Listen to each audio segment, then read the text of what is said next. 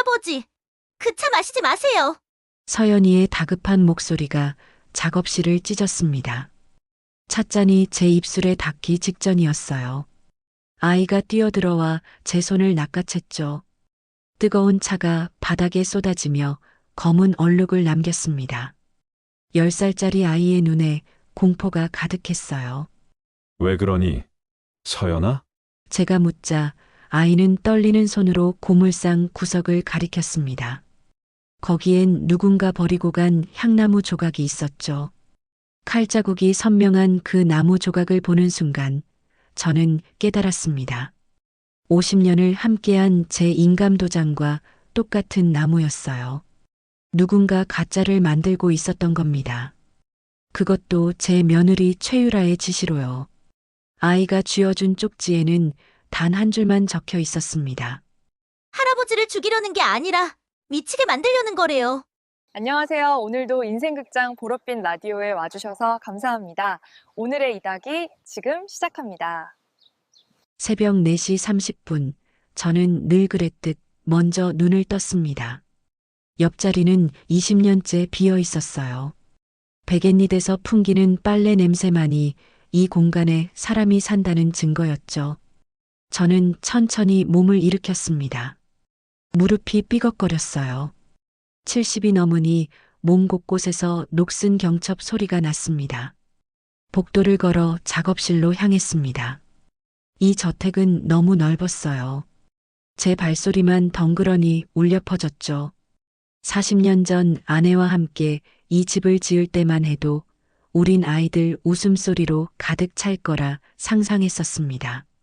하지만 지훈 하나뿐이었고 그마저도 20년 전 유학 간 뒤로는 명절에나 얼굴을 비쳤어요. 돌아왔을 때는 이미 다른 사람이 되어 있었죠. 작업실 문을 열자 익숙한 향이 코끝을 스쳤습니다. 참기름과 꿀이 섞인 달콤한 냄새, 그 밑에 깔린 생강의 알싸한 기운. 이 냄새를 맡으면 가슴이 조금 풀렸어요. 저는 앞치마를 두르고 손을 씻었습니다. 찬물에 손을 담그니 정신이 또렷해졌죠. 오늘은 약과를 만들 예정이었습니다. 밀가루를 체에 내리는 동안 저는 25살 청년이었던 제 모습을 떠올렸어요.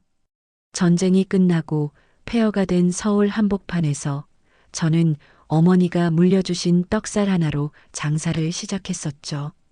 손님이 오지 않는 날엔 굶었고 비가 새는 판잣집에서 잠을 청했습니다. 그때도 이 밀가루 향이 유일한 위안이었어요. 반죽을 치대기 시작했습니다. 손끝에 전해지는 밀가루 반죽의 탄력, 이것만큼은 50년이 지나도 변하지 않았어요. 제 손은 여전히 정확했죠. 꿀과 참기름의 비율, 반죽을 치대는 횟수, 틀에 찍어 넣는 힘의 강약. 모든 게 몸에 배어 있었습니다. 약과 틀을 집어들었을 때였습니다. 갑자기 아내 얼굴이 선명하게 떠올랐어요. 20년 전 마지막으로 본 그 모습이었죠. 병실 침대에 누워서도 아내는 제 손을 잡고 말했었습니다. 여보, 당신 손은 약과보다 달아요. 목소리가 너무 작아서 저는 귀를 바짝 대고 들어야 했어요. 아내는 그렇게 웃다가 눈을 감았죠. 그 온기가 식어가는 걸 느끼면서도 저는 아내 손을 놓을 수가 없었습니다. 간호사가 와서 떼어놓을 때까지요. 저는 고개를 저었습니다. 지금 감상에 빠질 때가 아니었어요. 반죽을 틀에 넣고 정성스럽게 무늬를 찍어냈죠. 국화꽃 모양이 또렷하게 새겨졌습니다. 완벽했어요. 저는 만족스러운 마음으로 쟁반 위에 약과들을 차곡차곡 올려놓았습니다. 쟁반을 들고 일어서는 순간이었습니다.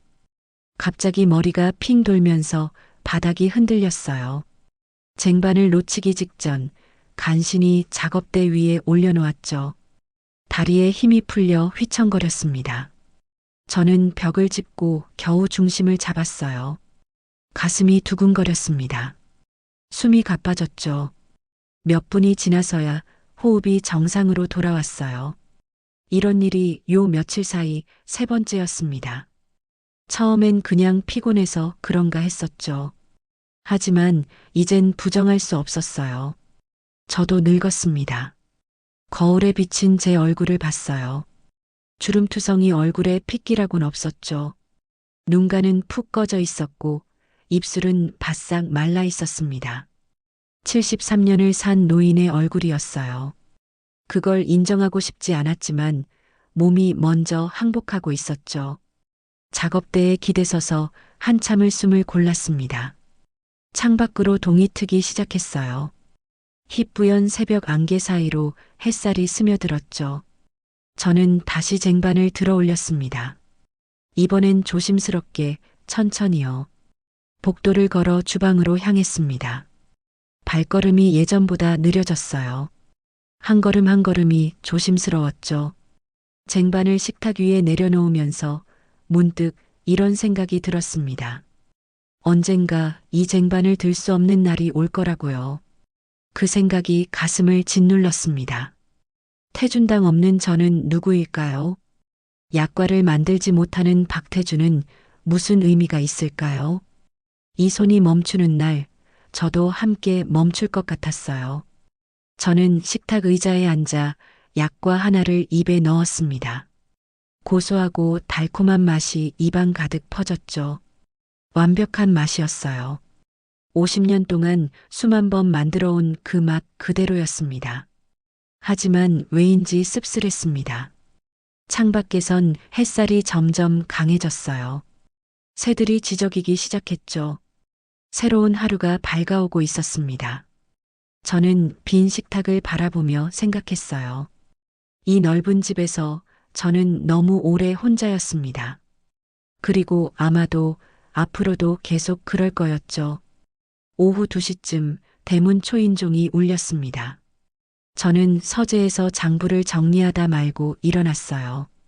모니터를 보니 김영감이었죠. 50년 지기인 그가 누군가의 손을 잡고 서 있었습니다. 현관문을 열자 김영감이 환하게 웃었어요. 태준이, 오늘은 손녀를 데려왔네. 김영감 옆에 작은 여자아이가 서 있었습니다. 10살쯤 되어 보였어요. 짧게 자른 머리에 무릎까지 긁힌 자국이 있는 아이였죠. 운동화는 흙투성이었고요.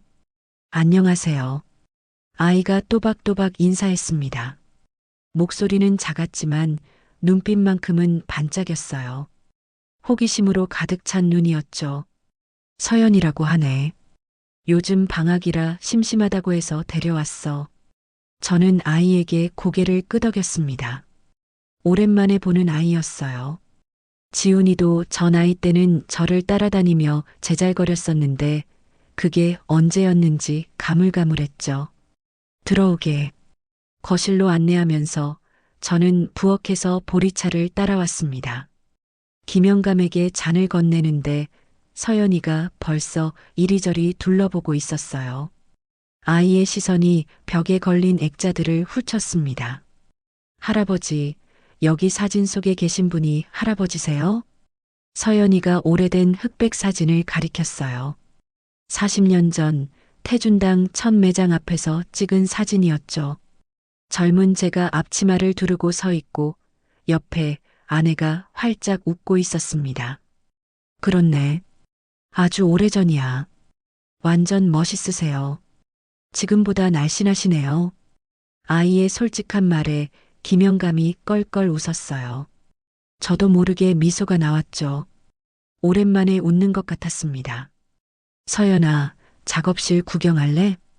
제가 묻자 아이 얼굴이 환해졌어요. 고개를 끄덕이는 모습이 강아지 같았죠. 저는 아이와 김영감을 작업실로 데려갔습니다. 문을 여는 순간 서연이가 와하고 감탄했어요. 아이는 조심스럽게 안으로 들어와 주변을 둘러봤죠. 벽에 걸린 각종 떡살들, 선반 위의 도구들, 구석에 쌓인 재료 자루들. 아이의 눈이 이것저것 쫓아다녔습니다. 할아버지, 이게 뭐예요? 서연이가 작업대 위에 놓인 떡살을 가리켰어요. 100년도 더 된 물건이었죠. 저희 할머니께서 쓰시던 거였습니다. 손때가 묻고 묻어 표면이 반들반들했어요. 그건 떡살이라고 하네. 떡에 무늬를 찍는 도구지. 저는 떡살을 집어들었습니다. 손에 익은 무게감이 느껴졌어요. 수십 년 동안 제 손을 거쳐간 물건이었죠. 이렇게 오래됐는데 왜 버리지 않으세요? 새 거 사면 되잖아요. 아이의 질문이 가슴에 와닿았습니다. 저는 떡살을 쓰다듬으며 대답했어요. 이것이 태준당의 시작이었기 때문이지. 할머니께서 이걸로 첫 떡을 만드셨거든. 그 떡을 팔아서 번 돈으로 장사를 시작했어. 서연이가 떡살을 조심스럽게 만져봤습니다. 작은 손가락으로 패인 무늬를 따라가더니 고개를 끄덕였어요. 진짜는 시간이 지나도 멋있는 것 같아요. 우리 할아버지 가게도 오래된 물건들 뿐인데 다 이쁘거든요. 아이의 말이 묘하게 마음을 흔들었습니다. 진짜 그 단어가 귓가에 맴돌았어요. 저는 문득 며칠 전 지훈이가 한 말이 떠올랐죠. 아버지, 그런 구식 방법으로 언제까지 버티실 건가요? 이젠 혁신이 필요합니다. 혁신, 효율, 매각. 요즘 지훈이 입에서 나오는 말들은 전부 낯설었어요. 태준당의 본질과는 아무 상관없는 단어들이었죠. 저는 고개를 저으며 정신을 차렸습니다. 아이 앞에서 딴 생각을 할 때가 아니었어요. 서연아, 잠깐만 기다려봐. 저는 선반에서 작은 상자를 꺼냈습니다. 어제 만든 약과 중에 모양이 조금 삐뚤어진 것들을 따로 담아둔 거였어요. 상품으로는 못 쓰지만 맛은 똑같았죠. 이거 먹어볼래? 서연이가 약과를 받아들었습니다.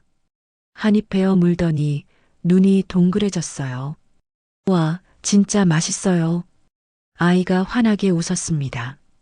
볼이 불룩해진 채 행복한 표정을 짓는 모습이 귀여웠어요. 저도 모르게 웃음이 났죠. 할아버지가 만드신 거예요? 세상에서 제일 맛있는 것 같아요. 고맙네. 많이 먹어. 저는 아이에게 상자를 통째로 건넸습니다. 서연이가 두 손으로 받아들며 신이 났어요. 김영감이 옆에서 흐뭇하게 바라봤죠. 그때 문득 깨달았습니다. 언제부터 이런 순수한 기쁨을 느껴본 적이 없었는지. 지훈이는 제가 만든 한과를 먹어본 지가 언제인지도 기억 안 날 정도였어요. 최유라는 칼로리 타령하며 쳐다보지도 않았고요. 할아버지, 저 또 와도 돼요? 서연이가 물었습니다. 기대에 찬 눈빛이었어요. 그럼 언제든지 오렴. 제 대답에 아이가 활짝 웃었죠. 그 웃음이 오랜만에 제 마음을 따뜻하게 했습니다. 김영감과 서연이를 배웅하고 돌아왔을 때 저는 작업실에 한참 서 있었어요. 아이가 만졌던 100년 된 떡살을 다시 집어들었죠. 진짜는 시간이 지나도 멋있다. 서연이의 말이 자꾸 떠올랐습니다. 그렇다면 저는 어떨까요? 태준당은요? 우리는 아직도 진짜일까요? 아니면 어느새 가짜가 되어버린 걸까요? 창밖으로 석양이 지고 있었습니다. 붉은 빛이 작업실 안을 물들였어요. 떡살에 비친 빛을 보며 저는 오래 생각에 잠겼습니다. 진짜와 가짜의 경계는 어디일까요? 그 답을 찾아야 할 것 같았습니다. 저녁 6시 식당으로 내려갔습니다. 긴 테이블에 이미 지훈과 최유라가 앉아 있었어요. 둘 다 스마트폰을 들여다보고 있었죠. 제가 의자를 빼는 소리에도 고개를 들지 않았습니다. 왔습니다. 제가 말하자 그제야 지훈이 시선을 올렸어요. 눈빛이 차가웠죠. 아버지, 오늘 이사 미팅 있었던 거 아시죠? 알고 있네. 혼자 가셨다면서요. 제가 동행하겠다고 했는데. 지훈의 목소리에 날이 서 있었습니다. 저는 국그릇을 들어 한 모금 마셨어요. 내가 사장인데 내 회사 이사들 만나는데 허락을 받아야 하나? 허락이 아니라 협의입니다. 아버지 혼자 결정하시면 나중에 문제가 생깁니다. 최유라가 끼어들었어요. 아버님, 지훈이 말이 맞아요. 요즘 아버님 건강도 안 좋으시잖아요. 저희가 도와드려야죠. 그녀가 제 손을 덥석 잡았습니다. 손은 따뜻했지만 눈빛은 그렇지 않았어요. 시선은 온통 지훈을 향해 있었죠. 건강은 괜찮네. 아니에요. 요즘 자꾸 어지러우시다면서요. 제가 특별히 한약재로 차를 다렸으니까 드세요. 최유라가 손짓하자 가정부가 찻잔을 가져왔습니다. 김이 모락모락 나는 검은색 액체였어요. 냄새부터 독했죠. 매일 이걸 마셔야 하나? 기력 보강에 좋대요. 한의사 선생님한테 직접 처방받은 거예요. 저는 찻잔을 들어 한 모금 마셨습니다. 쓰디쓴 맛이 혀를 찔렀어요. 얼굴이 찌푸려졌죠. 하지만 꾹 참고 다 마셨습니다. 최유라가 만족스러운 표정을 지었어요. 식사가 시작됐습니다. 침묵만이 식탁을 감쌌죠. 수저 부딪히는 소리만 달그락거렸어요. 지훈이 먼저 입을 열었습니다. 아버지, 언제까지 그런 비효율적인 방식으로 회사를 운영하실 겁니까? 무슨 소리인가? 수작업 고집하시는 것 말입니다. 기계화하면 생산량 3배는 늘릴 수 있어요. 태준당 한과는 손으로 만들어야 제맛이 나네. 시장은 그런 거 신경 안 씁니다. 가격이 저렴하고 맛있으면 그만이에요. 저는 수저를 놓았습니다. 식욕이 뚝 떨어졌어요. 자네는 태준당이 뭔지 모르는구만. 잘 압니다. 돈 버는 회사죠. 그런데 아버지가 고집 때문에 수익성이 계속 떨어지고 있어요. 지훈의 말투가 점점 공격적으로 변했습니다. 최유라가 남편 팔을 살짝 잡았지만 지훈은 멈추지 않았어요. 이사회에서도 다들 같은 생각입니다. 이제 세대 교체가 필요해요. 내 눈에 흙이 들어가기 전엔 안 되네. 제가 단호하게 말하자 지훈이 비웃듯 웃었습니다. 그게 언제가 될지 모르잖습니까? 식탁 분위기가 얼어붙었어요. 저는 더 이상 참을 수가 없었죠.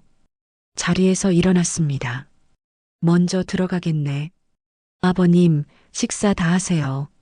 최유라가 만류했지만 저는 고개를 저었습니다.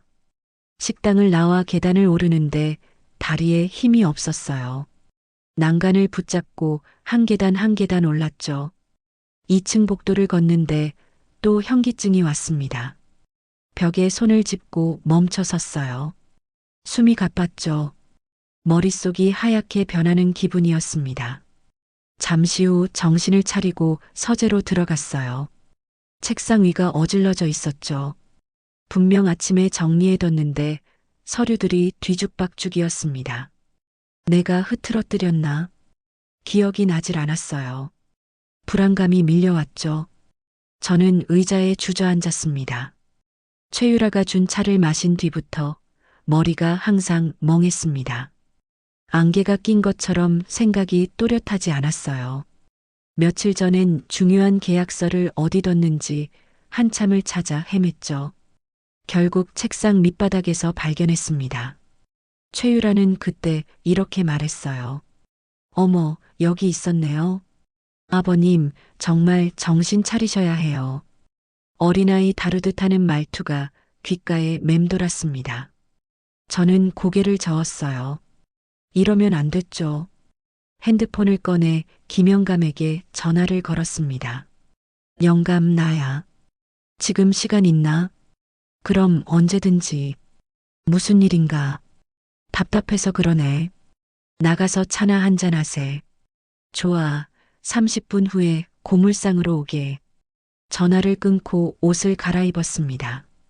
집을 나서는데 거실에서 지훈과 최유라의 목소리가 들렸어요. 작은 목소리로 뭔가 의논하고 있었죠. 저는 조용히 현관문을 닫았습니다. 밤 공기가 차가웠어요. 깊게 숨을 들이마시자 정신이 조금 맑아졌죠. 걸어서 15분 거리에 있는 김영감 고물상으로 향했습니다. 골목길을 지나 낡은 간판이 보였어요. 희미한 불빛 아래 김영감이 문 앞에 서 있었죠. 이 늦은 시각에 무슨 일인가. 그냥 답답해서 나왔네. 고물상 안으로 들어갔습니다. 먼지 냄새와 오래된 나무 냄새가 뒤섞여 있었어요. 하지만 이상하게 마음이 편했죠. 김영감이 의자 2개를 꺼내고 보리차를 따랐습니다. 무슨 일 있나? 지훈이 녀석이 날 몰아내려고 하네. 김영감이 한숨을 쉬었어요. 요즘 자네 상태가 안 좋아 보이긴 하더군. 나도 안다네. 자꾸 어지럽고 기억도 가물가물하고. 병원은 가봤나? 아직? 저는 차를 한 모금 마셨습니다. 쓴맛 없는 평범한 보리차였어요. 최유라가 준 것과는 달랐죠. 이걸 마시니 머리가 한결 맑아지는 기분이었습니다. 영감, 나 이상한가? 왜 그런 소리를 하나? 요즘 내가 정말 제정신인지 모르겠네. 김영감이 제 어깨를 툭 쳤어요. 자네가 제정신이 아니면 세상에 제정신인 사람이 없네. 그냥 나이 들어서 그런 거야. 그 말에 조금 위안이 됐습니다. 저는 고물상 안을 둘러봤어요. 낡은 물건들이 가득했지만 하나하나 이야기가 있어 보였죠. 먼지 쌓인 시계, 녹슨 다리미, 금이 간 항아리. 오래된 게 다 쓸모없는 건 아니지. 제가 중얼거리자 김영감이 고개를 끄덕였습니다. 물론이지. 오래될수록 가치 있는 것도 많네. 저는 차를 다 마시고 자리에서 일어났어요. 마음이 한결 가벼워졌죠. 집으로 돌아오는 길 하늘을 올려다봤습니다. 별이 몇 개 보였어요. 오랜만에 본 별빛이었죠. 그날 밤 저는 오랜만에 깊이 잠들었습니다. 그날 오후 서재에서 장부를 정리하고 있었습니다. 문이 거칠게 열리는 소리가 났어요. 고개를 들자 지훈이 서 있었죠. 손에 두툼한 서류 봉투를 들고 있었습니다. 아버지, 잠깐 시간 좀 내주십시오. 목소리가 평소와 달랐어요. 차갑고 단호했죠. 저는 안경을 벗어 책상 위에 놓았습니다. 무슨 일인가? 지훈이 제 책상 앞까지 걸어왔습니다. 그러더니 봉투를 책상 위에 던지듯 내려놓았어요. 탁 소리가 서재에 울렸죠. 읽어보십시오. 저는 봉투를 집어들었습니다. 무거웠어요. 봉투를 뜯자 두껍게 제본된 문서가 나왔죠. 표지에 큼지막하게 쓰여 있었습니다. 태준당 인수 제안서. 손이 떨렸어요. 페이지를 넘겼습니다. 홍콩 소재 사모펀드 이름이 보였죠.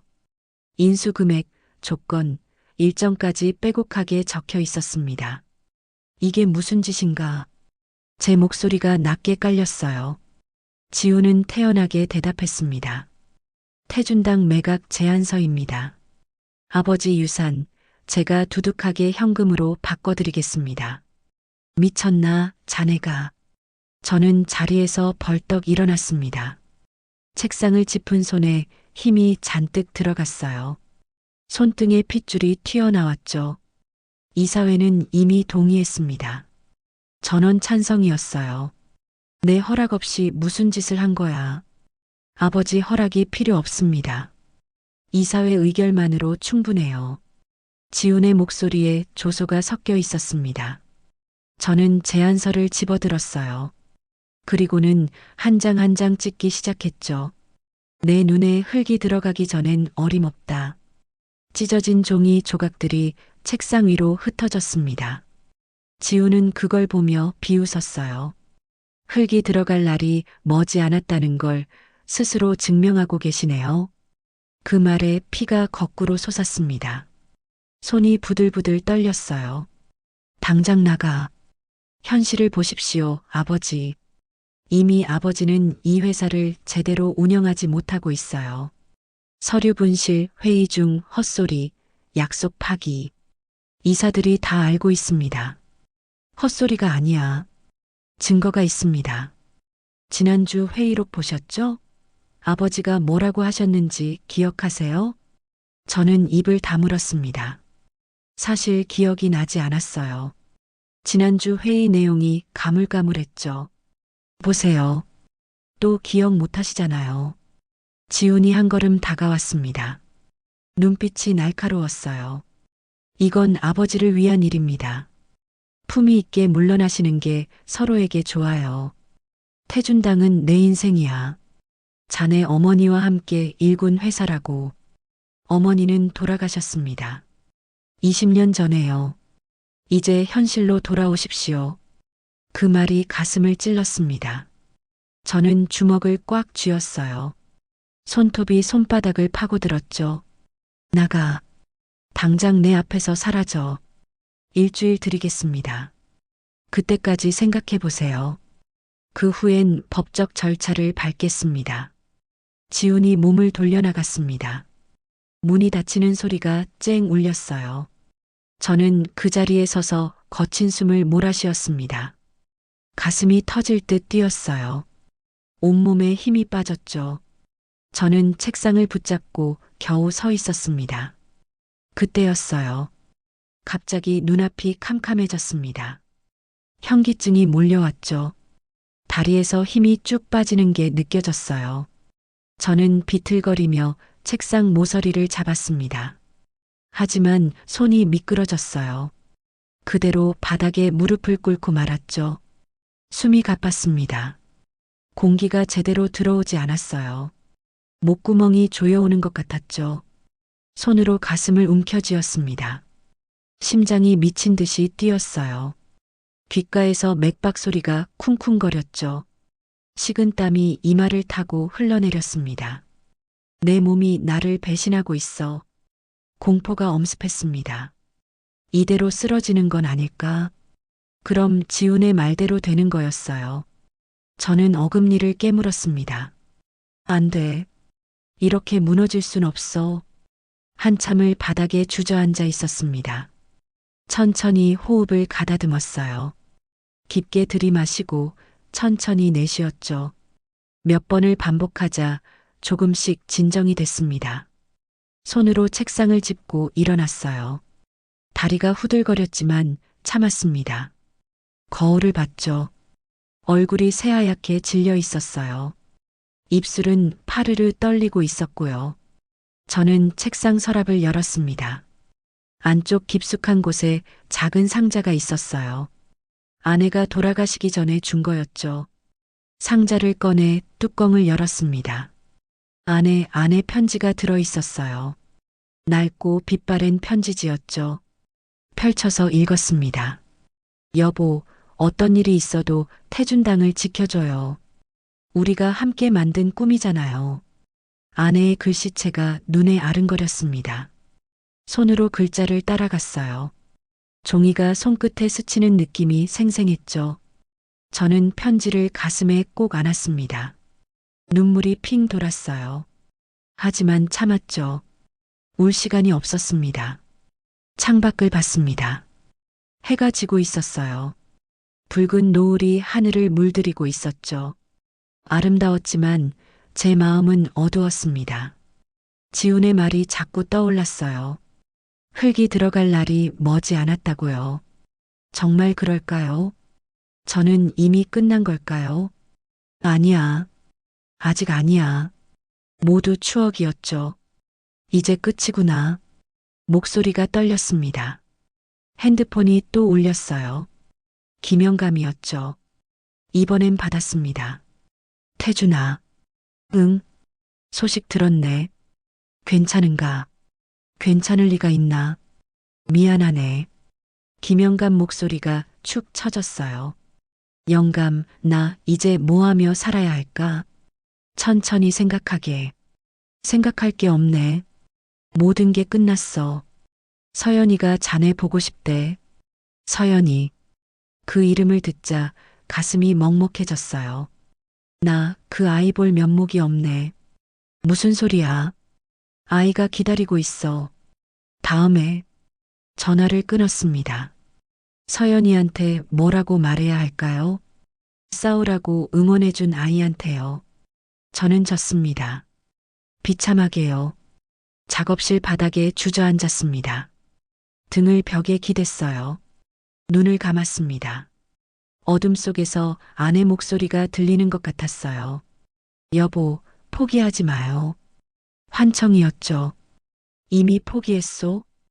혼잣말이 작업실에 울렸습니다. 창밖으로 해가 떠올랐습니다. 새로운 하루였어요. 하지만 저한텐 아무 의미 없는 하루였죠. 모든 게 끝났으니까요. 이틀이 지났습니다.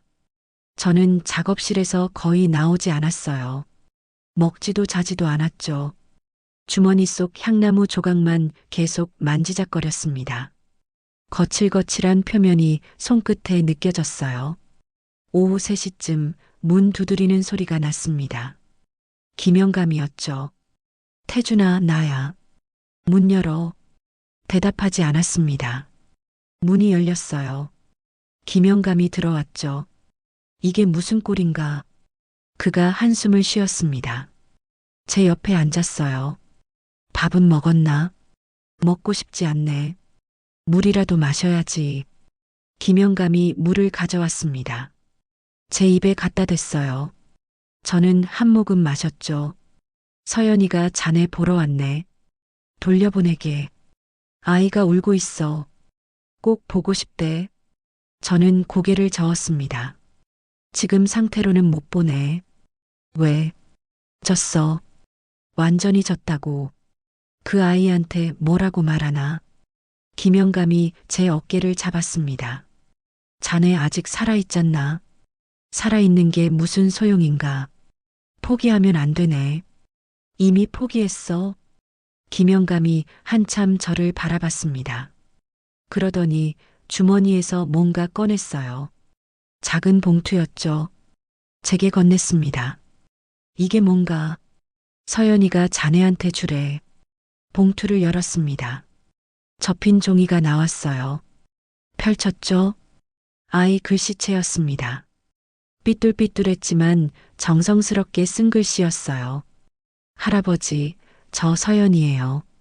할아버지 안 보여서 슬퍼요. 할아버지는 진짜잖아요.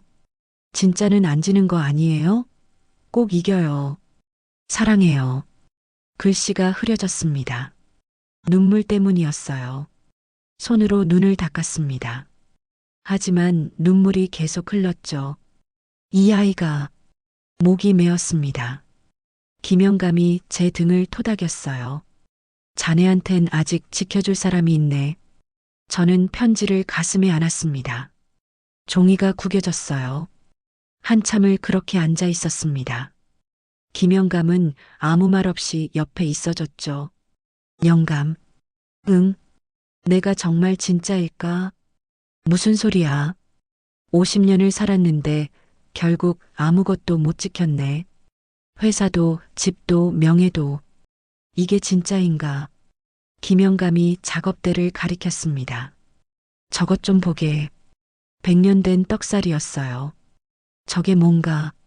떡살이지. 그게 진짜인가 가짜인가. 진짜지. 100년이나 됐는걸. 어떻게 아나? 저는 떡살을 집어들었습니다. 손에 익은 무게감이었어요. 나무결이 깊어. 세월의 흔적이 남아있지. 그래. 시간이 만든 거야. 진짜는 시간이 증명하는 거네. 김영감의 말이 가슴에 와닿았습니다. 자네도 그래. 50년을 정직하게 살았잖나. 그게 진짜야. 하지만 졌어. 이긴 게 아니라 지킨 거지. 자네 정직함을 지킨 거야. 저는 떡살을 내려다봤습니다. 낡고 닳았지만 여전히 아름다웠어요. 그럼 나도. 그래. 자네도 진짜야. 늙고 지쳤어도 말이야. 눈물이 또 흘렀습니다. 하지만 이번엔 달랐어요. 슬픔이 아니라 깨달음의 눈물이었죠. 영감, 고맙네. 뭐가? 정신 차리게 해줘서. 김영감이 웃었습니다. 이제 서연이 보러 갈 건가? 그래야지. 저는 일어났습니다. 다리가 후들거렸지만 참았어요. 세수를 하고 옷을 갈아입었습니다. 거울을 봤어요. 여전히 수척했지만 눈빛이 달라졌죠. 김영감과 함께 고물상으로 갔습니다. 서연이가 구석에 웅크리고 앉아 있었어요. 서연아. 제 목소리에 아이가 고개를 들었습니다. 눈이 빨갛게 부어 있었어요. 할아버지. 서연이가 달려왔습니다. 제 품에 안겼어요. 작고 따뜻한 몸이었죠. 미안하구나. 할아버지가 늦었네. 괜찮아요. 왔잖아요. 아이가 고개를 들어 저를 봤습니다. 할아버지, 편지 받았어요? 그래. 고마워. 할아버지 진짜잖아요. 진짜는 안 줘요. 저는 아이 머리를 쓰다듬었습니다. 서연아, 할아버지가 한 가지 깨달았어. 뭐요? 진짜는 이기고 지는 게 아니래. 그냥 진짜로 남는 거야. 아이가 고개를 끄덕였어요. 그럼 할아버지는 계속 진짜예요? 그래. 계속 진짜로 남을 거야. 서연이가 환하게 웃었습니다. 그 웃음이 제 마음을 녹였어요. 할아버지, 약과 만들어줘요. 지금? 네. 할아버지가 만든 약과가 제일 맛있거든요. 저는 주머니에서 향나무 조각을 꺼냈습니다. 한참 들여다봤어요. 이게 가짜 도장을 만든 흔적이었죠. 지훈과 최유라의 거짓을 증명하는 증거였습니다. 하지만 동시에 깨달았어요. 제가 지켜야 할 건 회사가 아니라 정직이었다고요. 서연아, 할아버지가 할 일이 생겼네. 무슨 일이요? 진짜를 증명하는 일이야. 저는 기명감을 받습니다. 그가 고개를 끄덕였어요. 최 감사한테 전화하겠네. 그래. 이제 싸울 때가 된 것 같아. 핸드폰을 꺼냈습니다. 최 감사 번호를 눌렀어요. 회장님, 괜찮으십니까? 이제 괜찮네. 일어섰어. 다행입니다. 최 감사, 준비하게. 우리 반격할 거야. 무엇을 하시겠습니까? 저는 향나무 조각을 쥐었습니다. 진짜와 가짜를 구별하는 거지. 세상에 보여줄 거야. 전화를 끊고 서연이를 봤습니다. 아이가 반짝이는 눈으로 저를 보고 있었어요. 할아버지, 이길 거죠? 이기고 지는 게 중요한 게 아니야. 진짜로 싸우는 게 중요하지. 서연이가 제 손을 꼭 잡았습니다. 저도 도와줄게요. 고맙구나. 창밖으로 해가 지고 있었습니다. 하지만 이번엔 슬프지 않았어요. 새로운 싸움이 시작될 거였으니까요. 진짜로요. 다음 날 아침 8시, 저는 최 감사와 변호사를 김영감 고물상으로 불렀습니다. 비밀스럽게 움직여야 했어요. 세 사람이 낡은 탁자를 사이에 두고 앉았습니다. 저는 향나무 조각과 진짜 인감 도장을 나란히 놓았어요. 이것 좀 보십시오. 변호사가 2개를 번갈아 들여다봤습니다. 돋보기까지 꺼내 자세히 살폈어요. 나무결이 완전히 다르네요. 이쪽은 오래됐고 저쪽은 최근에 깎은 겁니다. 확실합니까? 네. 전문 감정을 받으면 명확히 구별됩니다. 최 감사가 서류를 펼쳤습니다. 회장님, 지훈 상무가 사흘 후 사모펀드와 최종 계약을 체결합니다. 언론도 다 부를 예정이에요. 그때 가짜 도장을 쓸 거겠지. 그렇습니다. 회장님, 인감이 필요하니까요. 저는 진짜 도장을 쥐었습니다.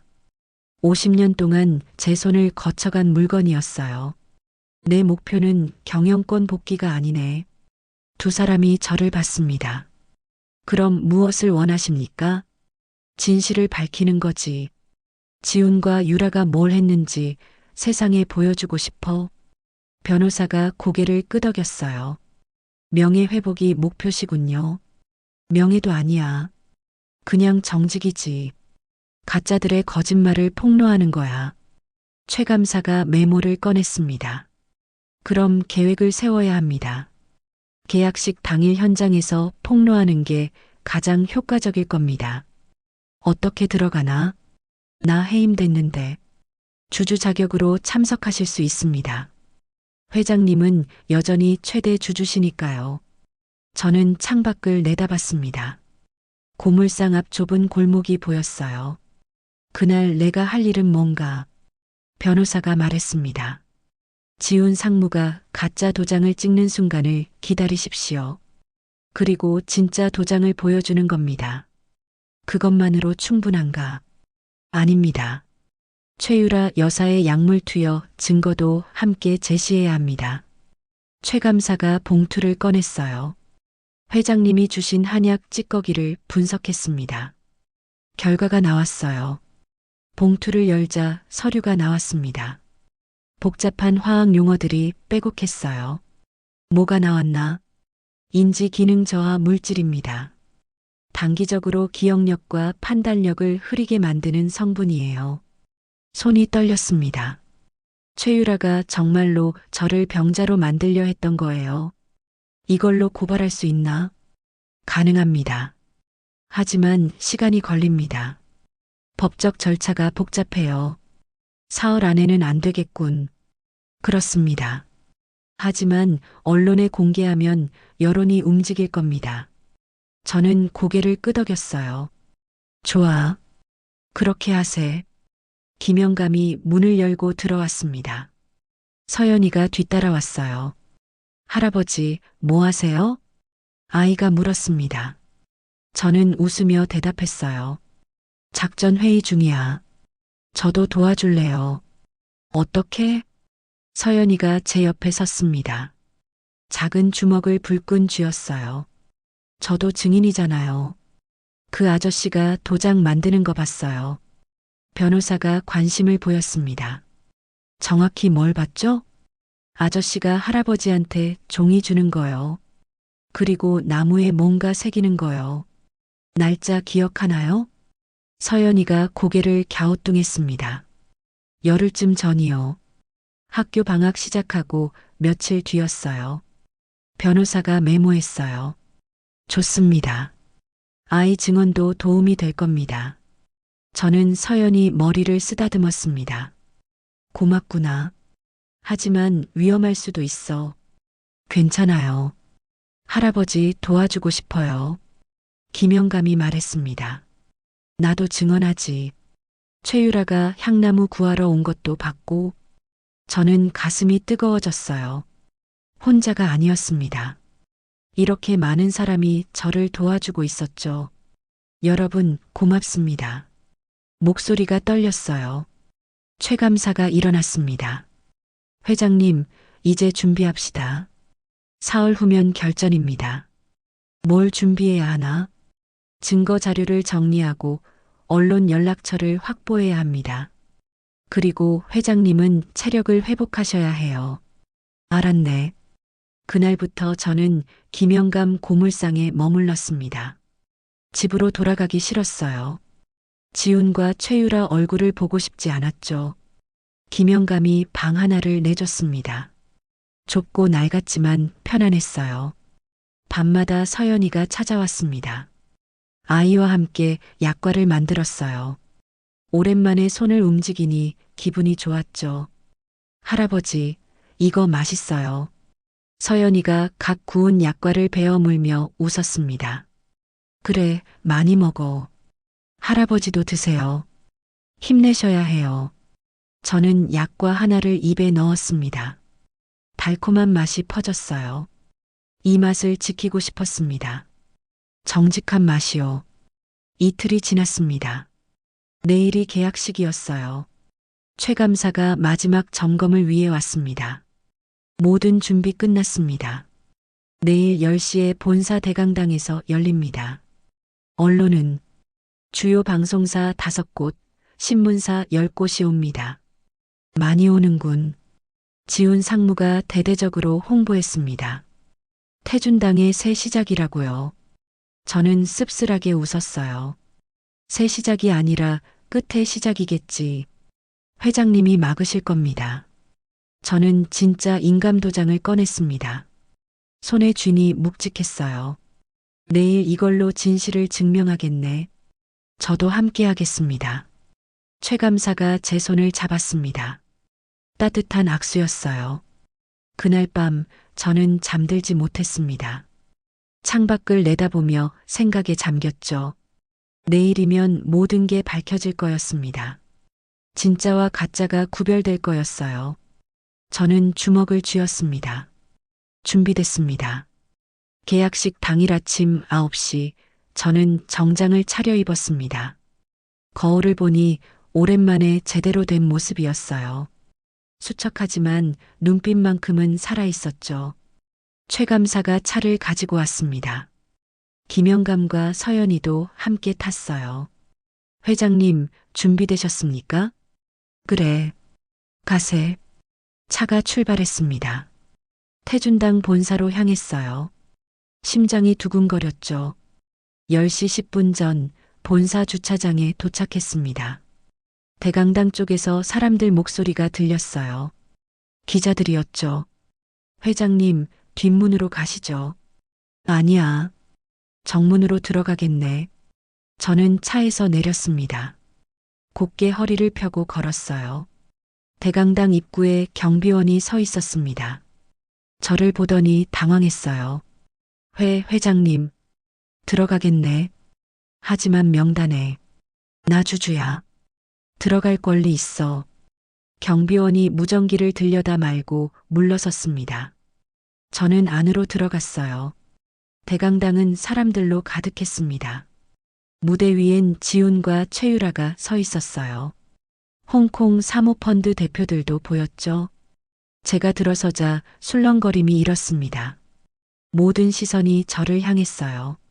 지훈이 저를 봤습니다. 얼굴이 굳었어요. 아버지, 무슨 일이십니까? 구경하러 왔네. 내 회사 팔리는 거 보러 말이야. 최유라가 지훈 귀에 뭔가 속삭였습니다. 지훈이 고개를 저었어요. 저는 뒷좌석에 앉았습니다. 최 감사와 김영감, 서연이가 옆에 앉았죠. 지훈이 마이크를 잡았습니다. 오늘은 태준당의 새로운 시작을 알리는 날입니다. 홍콩 사모펀드와의 파트너십으로 우리는 글로벌 기업으로 도약할 것입니다. 박수가 터졌어요. 하지만 저는 손뼉을 치지 않았죠. 사모펀드 대표가 연단에 올라 인사말을 했습니다. 영어였어요. 통역사가 옆에서 번역했죠. 태준당은 위대한 유산을 가진 회사입니다. 우리는 이 유산을 지키며 발전시킬 것입니다. 거짓말이었습니다. 유산을 지킨다고요. 오히려 파괴하려는 거였죠. 이제 계약서에 서명하겠습니다. 지훈이 말했습니다. 직원이 계약서를 가져왔어요. 두툼한 서류였죠. 사모펀드 대표가 먼저 사인했습니다. 그 다음 지훈 차례였어요. 지훈이 주머니에서 인감도장을 꺼냈습니다. 저는 앞으로 몸을 기울였어요. 도장이 계약서에 가까워졌습니다. 바로 그때였어요. 저는 자리에서 벌떡 일어났습니다. 잠깐. 제 목소리가 대강당에 울렸어요. 모두가 저를 봤죠. 그 도장 가짜야. 웅성거림이 커졌습니다. 지훈이 당황한 표정을 지었어요. 아버지, 무슨 말씀을. 가짜 도장이라고. 내 인감이 아니야. 저는 통로를 걸어 무대로 올라갔습니다. 다리가 떨렸지만 참았어요. 여러분, 잠시만 들어주십시오. 기자들이 카메라를 들이댔습니다. 플래시가 터졌어요. 저는 주머니에서 진짜 인감도장을 꺼냈습니다. 높이 들어 올렸죠. 이게 진짜 박태준 인감입니다. 50년 동안 써온 물건이에요. 그리고 지훈이 들고 있던 도장을 가리켰습니다. 저건 가짜야. 최근에 만든 거지. 지훈의 얼굴이 새하얗게 질렸어요. 아버지, 정신이 온전하신 겁니까? 치매 진단 받으셨잖습니까? 그것도 거짓이야. 저는 최 감사를 받습니다. 그가 무대로 올라와 서류를 펼쳤어요. 여기 약물 성분 분석 결과입니다. 최유라 여사가 회장님께 드린 차에서 인지 기능 저하 물질이 검출됐습니다. 술렁거림이 더 커졌습니다. 최유라가 뒤로 물러섰어요. 변호사가 무대로 올라왔습니다. 그리고 지훈 상무가 페이퍼 컴퍼니를 통해 횡령한 증거도 있습니다. 총 40억입니다. 스크린에 은행 거래 내역이 떴습니다. 지훈 이름이 선명하게 보였어요. 기자들이 일제히 질문을 쏟아냈습니다. 지훈 상무, 사실입니까? 횡령 혐의를 인정하십니까? 지훈이 뒤로 물러섰습니다. 최유라가 그의 팔을 잡았어요. 거짓말입니다. 모두 조작이에요. 최유라가 소리쳤습니다. 저는 그녀를 똑바로 봤어요. 조작이 아니야. 김영감 고물상에서 향나무 구한 것도 증인이 있어. 김영감이 일어났습니다. 제가 직접 봤습니다. 최유라 여사가 오래된 향나무를 달라고 했어요. 서연이도 일어났어요. 저도 봤어요. 어떤 아저씨가 그 나무로 도장 만드는 거요. 아이의 맑은 목소리가 대강당에 울렸습니다. 사모펀드 대표가 통역사와 급히 대화를 나눴어요. 그러더니 마이크를 잡았죠. 우리는 이런 불법 행위와 관련되고 싶지 않습니다. 계약을 취소하겠습니다. 대표가 계약서를 찢었습니다. 종이 조각들이 바닥에 흩어졌어요. 지훈이 무릎을 꿇었습니다. 얼굴을 손으로 감쌌어요. 아버지, 그의 목소리가 떨렸습니다. 미안합니다. 저는 아들을 내려다봤습니다. 분노가 치밀었지만 동시에 슬펐어요. 자네 어머니한테 부끄럽지 않나? 죄송합니다. 최유라가 옆문으로 도망치려 했습니다. 하지만 경비원들이 막아섰어요. 저는 마이크를 잡았습니다. 여러분, 오늘 여기서 제가 보여드린 건 하나입니다. 숨을 깊이 들이마셨어요. 태준당의 진짜 주인은 사람이 아니라 정직이라는 두 글자였습니다. 그걸 잊었던 제 잘못이 큽니다. 목소리가 떨렸습니다. 저는 오늘부로 모든 경영에서 물러나겠습니다. 하지만 태준당이 정직을 되찾길 바랍니다. 박수가 터져 나왔습니다.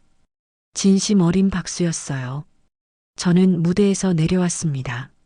서연이가 달려와 제 손을 잡았어요. 할아버지, 이겼어요. 그래, 서연아. 진짜가 이겼지. 대강당을 나섰습니다. 햇살이 따뜻했어요. 모든 게 끝났습니다. 이제 새로운 시작이었죠. 1년이 흘렀습니다. 저는 이른 아침 작업실로 향했습니다. 하지만 이제 혼자가 아니었어요. 아이들 웃음소리가 복도를 가득 채웠죠. 할아버지, 저 왔어요. 서연이가 제일 먼저 뛰어들어왔습니다. 11살이 된 아이는 키가 훌쩍 컸어요. 그래, 일찍 왔구나. 오늘 약과 만드는 날이잖아요. 뒤따라 아이들이 10명쯤 들어왔습니다. 모두 서연이 또래였어요. 태준당 문화재단에서 운영하는 전통학과 교실 학생들이었죠. 저는 앞치마를 두르며 아이들을 둘러봤습니다. 자, 오늘은 약과를 만들 거야. 다들 손 씻고 왔지? 네. 아이들이 일제히 대답했어요.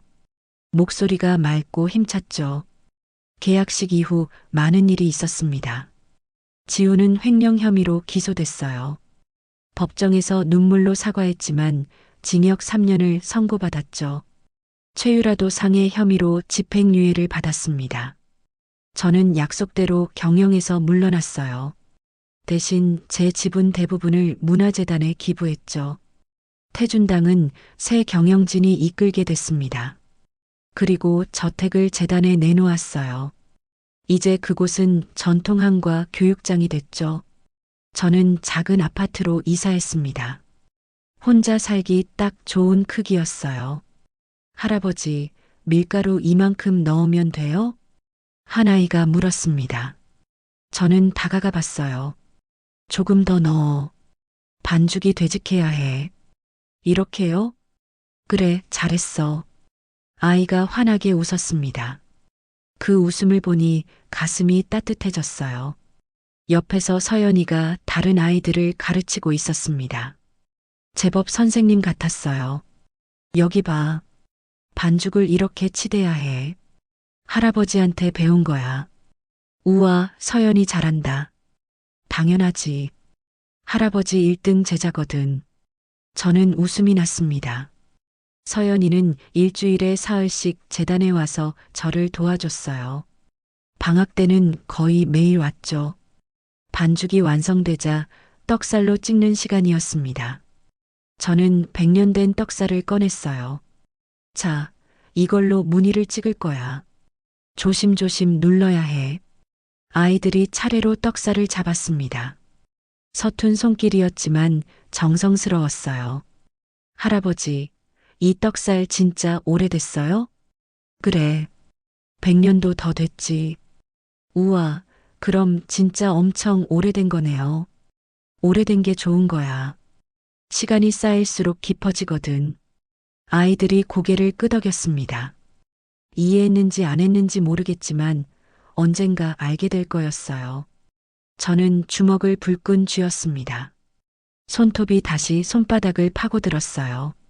하지만 이번엔 고통이 느껴졌습니다. 살아있다는 증거였죠. 서재 구석에 걸린 시계가 째깍거렸습니다. 시간은 흐르고 있었어요. 일주일. 지훈이 준 시간은 고작 일주일이었죠. 저는 책상에 앉아 전화기를 집어들었습니다. 최감사 번호를 눌렀어요. 신호음이 3번 울린 뒤 목소리가 들렸죠. 여보세요. 최감사 나야. 회장님, 무슨 일이십니까? 저는 잠시 망설였습니다. 그러다 입을 열었어요. 도와줘야겠네. 내 회사에서 내가 도둑이 될 판이야. 전화기 너머로 침묵이 흘렀습니다. 하지만 곧 최감사의 단호한 목소리가 들려왔어요. 무슨 일인지 말씀하십시오. 저는 깊게 숨을 들이마셨습니다. 그리고 지훈이 한 일들을 하나하나 설명하기 시작했죠. 싸움은 이제부터였습니다. 그날 밤 잠이 오지 않았습니다. 침대에 누웠지만 눈이 말똥말똥했어요. 천장을 바라보며 지훈의 말들을 되새겼죠. 정말 제 판단력이 흐려진 걸까요? 저는 일어나 침대 밑에서 슬리퍼를 찾았습니다. 복도로 나왔어요. 시계를 보니 새벽 2시였죠. 집안은 고요했습니다. 한 걸음씩 복도를 걸었어요. 발소리만 덩그러니 울렸죠. 계단을 내려가 거실로 향했습니다. 어둠 속에서 가구들의 윤곽만 희미하게 보였어요. 소파에 앉았습니다. 창밖으로 가로등 불빛이 보였어요. 저는 머리를 감싸쥐었죠. 내가 정말 회사를 망치고 있는 건가? 의심이 꼬리를 물었습니다. 지난 3개월 동안 실수가 잦았던 게 사실이었어요. 중요한 서류를 잃어버렸고 회의 중에 말을 더듬었죠. 약속 시간을 헷갈린 적도 2번 있었습니다. 이사들이 저를 보는 눈빛이 달라졌어요. 예전엔 존경이었는데 이젠 동정이었죠. 어떤 이사는 대놓고 한숨을 쉬기도 했습니다. 지훈이 말이 맞는 건가? 내 고집 때문에 회사가 무너지는 건 아닐까? 가슴이 답답했어요. 숨쉬기가 힘들었죠. 저는 소파에서 일어나 부엌으로 갔습니다. 찬물을 한 컵 마셨어요. 물을 마시는데 식탁 위에 놓인 아내 사진이 보였습니다. 은은한 달빛에 비친 아내 얼굴이었어요. 25살 때 찍은 사진이었죠. 저는 사진 앞으로 다가갔습니다. 손으로 액자를 어루만졌어요. 여보, 나 어떻게 해야 할까요? 목소리가 떨렸습니다. 아내는 사진 속에서 그저 미소만 지을 뿐이었어요. 우리 함께 이 회사 일궜잖소. 폐허 속에서 시작했지. 손님 없어서 굶던 날도 있었고 눈가가 뜨거워졌어요. 저는 눈을 감았죠. 50년 전이 떠올랐습니다. 전쟁이 끝난 직후였어요. 판잣집에서 떡을 만들어 팔았죠. 아내는 임신한 몸으로 제 옆에서 반죽을 치댔습니다. 태준아, 우리 꼭 성공할 거예요. 아내가 그렇게 말하며 웃었었어요. 손은 밀가루 반죽으로 하얗게 뒤덮여 있었죠. 하지만 눈만큼은 반짝였습니다. 저는 그때 약속했었어요. 당신 고생 안 시킬 거요. 꼭 성공해서 큰 집에서 살게 해줄 테니. 그 약속을 지켰습니다. 태준당은 커졌고 큰 저택도 샀어요. 하지만 정작 아내는 그 집에서 오래 살지 못했죠. 어떤 일이 있어도 태준당을 지켜달라던 아내의 마지막 말이 귓가에 맴돌았습니다. 병상에서 가느다란 목소리로 한 말이었어요. 저는 고개를 저었습니다. 지킬 수 있을까요, 여보? 내가 늙었소. 몸도 마음도 다 늙었어. 거울을 봤어요. 어둠 속에서 희미하게 비친 제 얼굴이었죠. 주름투성이 얼굴, 푹 꺼진 눈가, 축 처진 어깨. 지훈이 말이 맞을지도 모르겠소. 나 이제 싸울 힘도 없는 것 같아. 그렇게 중얼거리는데 갑자기 화가 났습니다. 제 자신한테요. 이게 뭐 하는 짓인가. 저는 주먹으로 식탁을 쳤어요. 둔탁한 소리가 났죠. 손등이 얼얼했습니다. 패배를 인정하려는 제 모습이 한심했어요. 50년을 버텨왔는데 이제 와서 무릎을 꿇으려 하다니요. 하지만 동시에 두려움도 밀려왔습니다. 정말 제가 틀렸다면요. 제 고집 때문에 평생을 바친 회사가 망한다면요. 그 생각에 가슴이 철렁 내려앉았어요. 저는 다시 소파에 앉았습니다. 머리를 뒤로 젖히고 눈을 감았어요. 생각이 꼬리에 꼬리를 물었죠. 싸워야 할까? 아니면 내려놓아야 할까? 양쪽 다 두려웠습니다. 싸워서 지면 모든 걸 잃는 거였어요. 하지만 내려놓으면 아내와의 약속을 저버리는 거였죠.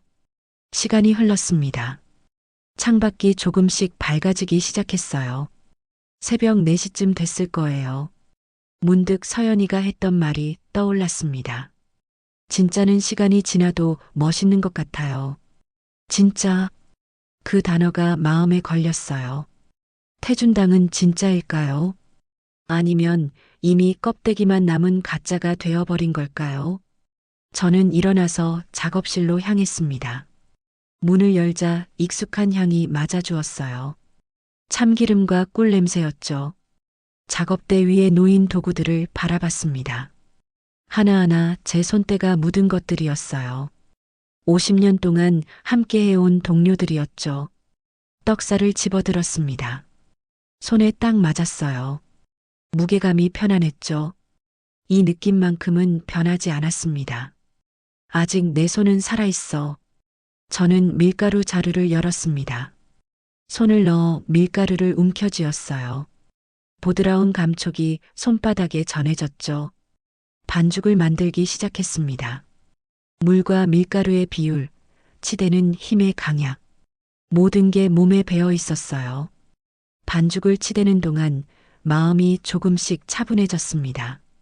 손을 움직이니 머리가 맑아지는 기분이었어요. 내가 할 수 있는 건 이거야. 진짜를 만드는 거. 아침 햇살이 창문으로 들어왔습니다. 작업대를 비추는 따뜻한 빛이었어요. 저는 반죽된 밀가루 덩어리를 바라봤죠. 완벽한 탄력이었습니다. 50년의 경험이 만들어낸 결과물이었어요. 그 순간 깨달았습니다. 제가 지켜야 할 건 회사가 아니었어요.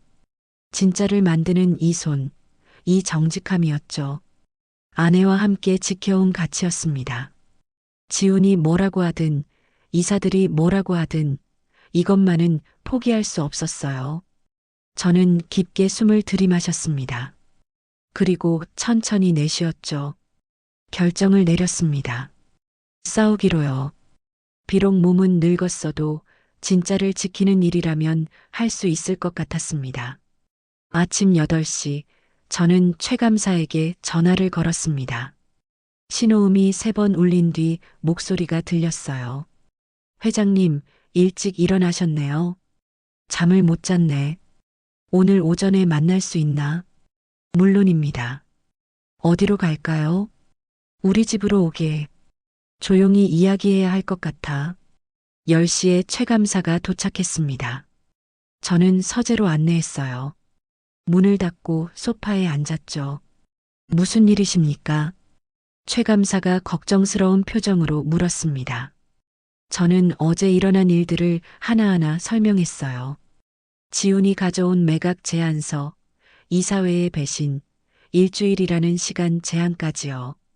최 감사는 듣는 내내 얼굴이 굳어갔습니다. 이야기가 끝나자 한숨을 길게 내쉬었어요. 이 사람아, 나 좀 도와줘야겠네. 내 회사에서 내가 도둑이 될 판이야. 도와드려야죠. 하지만 회장님, 솔직히 말씀드리면 상황이 안 좋습니다. 알고 있네. 이사들이 이미 도장을 찍었다는 건 심각한 문제예요. 법적으로 회장님 입지가 약합니다. 저는 고개를 끄덕였어요. 예상했던 말이었죠. 그래도 방법이 있을 거야. 자네가 30년 동안 감사를 한 게 아니잖나. 최 감사가 턱을 쓸었습니다. 한참을 생각하더니 입을 열었어요. 지훈 상무 행적부터 추적해야겠습니다. 이렇게 급하게 매각을 추진한다는 건 뭔가 숨기는 게 있다는 뜻이에요. 내 생각도 그래. 회사 자금 흐름을 확인해 보겠습니다. 이상한 거래 내역이 있을 겁니다. 저는 금고를 열었습니다. 안에서 서류 봉투를 꺼냈어요. 최 감사에게 건넸죠. 지난 3개월치 장부 복사본이네. 이상한 곳 없나 봐주게. 최 감사가 봉투를 받아들었습니다. 무게를 가늠하며 고개를 끄덕였어요. 시간이 걸릴 겁니다. 일주일 안에 뭔가 찾아낼 수 있을지 장담 못하겠습니다. 최선을 다해주게. 최 감사가 일어서려는데 제가 손을 내밀어 막았습니다. 잠깐만. 한 가지 더 있네. 말씀하십시오. 낮엔 평소처럼 행동하겠네. 아무것도 모르는 척하면서 말이야. 지훈이한테 의심받으면 안 되니까. 현명한 판단이십니다. 최 감사가 나간 뒤 저는 창밖을 내다봤습니다. 맑은 날씨였어요. 하지만 제 마음은 무거웠죠. 이제부터가 진짜 싸움이었습니다. 회사는 제 안식처였는데 이제 전쟁터가 되어버렸어요.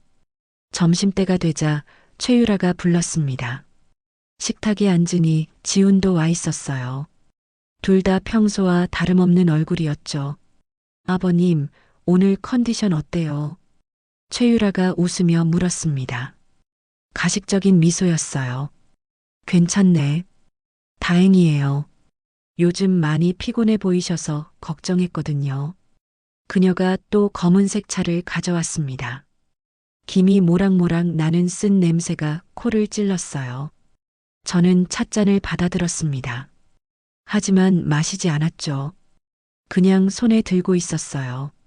드세요, 아버님. 식기 전에요. 최유라가 재촉했습니다. 눈빛이 날카로웠어요. 아, 그래야지. 저는 찻잔을 입에 댔습니다. 하지만 실제로는 마시지 않았어요. 입술만 적시고 내려놓았죠. 맛이 좀 이상한데. 그럴 리가요. 어제랑 똑같은 건데. 나이 들어서 그런가 보네. 입맛이 변했어. 지훈이 옆에서 지켜보고 있었습니다. 표정 없는 얼굴이었어요.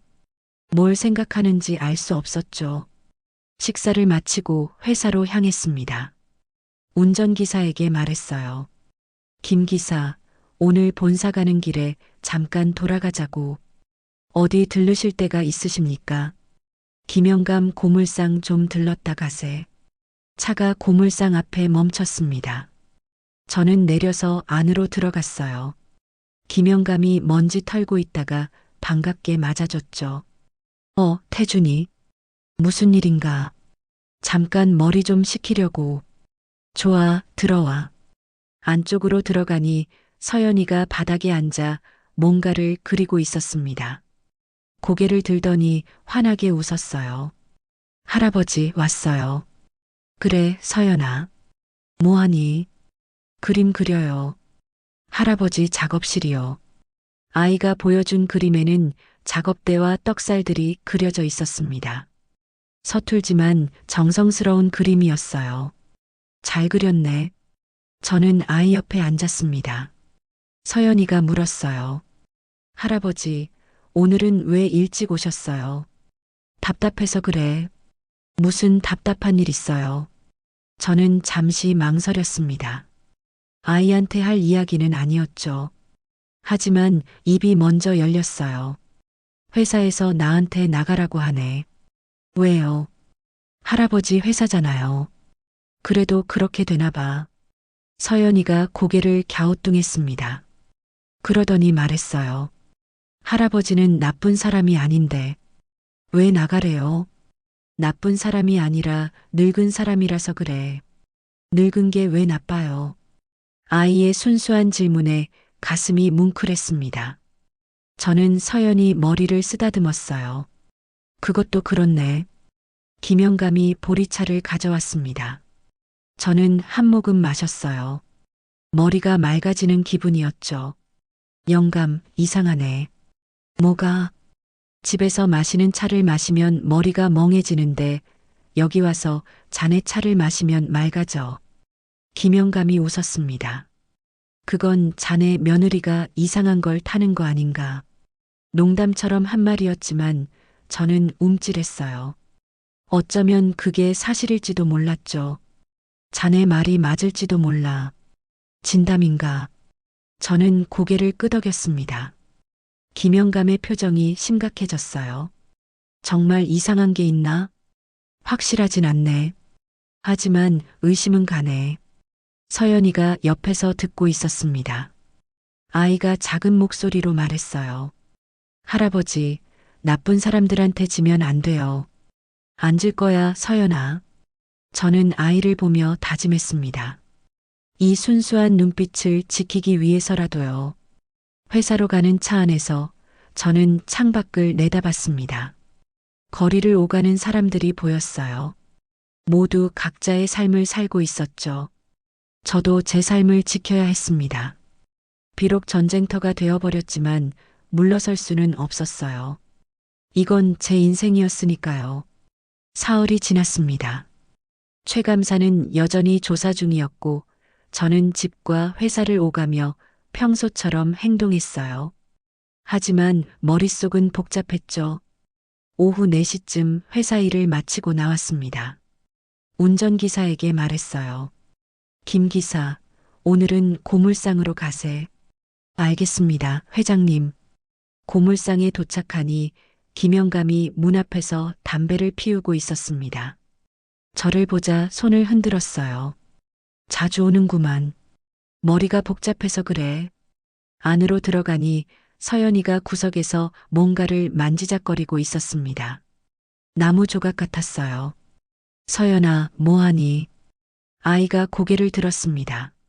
손에 작은 나무 조각을 들고 있었어요. 할아버지, 이거 이상한 거 주웠어요. 뭔데? 서연이가 가까이 왔습니다. 손바닥만 한 나무 조각이었어요. 향나무였죠. 특유의 향이 났습니다. 어디서 주웠니? 여기요. 며칠 전에 어떤 아저씨가 왔었거든요. 할아버지한테 뭐 만들어 달라고 했대요. 저는 나무 조각을 받아들었습니다. 손에 묵직한 무게감이 느껴졌어요. 향나무 결이 곱고 단단했죠. 무슨 걸 만들었는데? 김영감이 끼어들었습니다. 도장 같은 거였어. 급하게 만들어 달라더군. 도장이요. 심장이 쿵 내려앉았습니다. 저는 나무 조각을 자세히 들여다봤어요. 한쪽 면에 칼자국이 희미하게 남아 있었죠. 언제 왔었나? 일주일 전쯤. 그 전에 최유라 여사가 먼저 왔었어. 최유라가. 그래. 아주 오래된 향나무를 구해달라고 했지. 마침 창고에 있던 걸 줬어.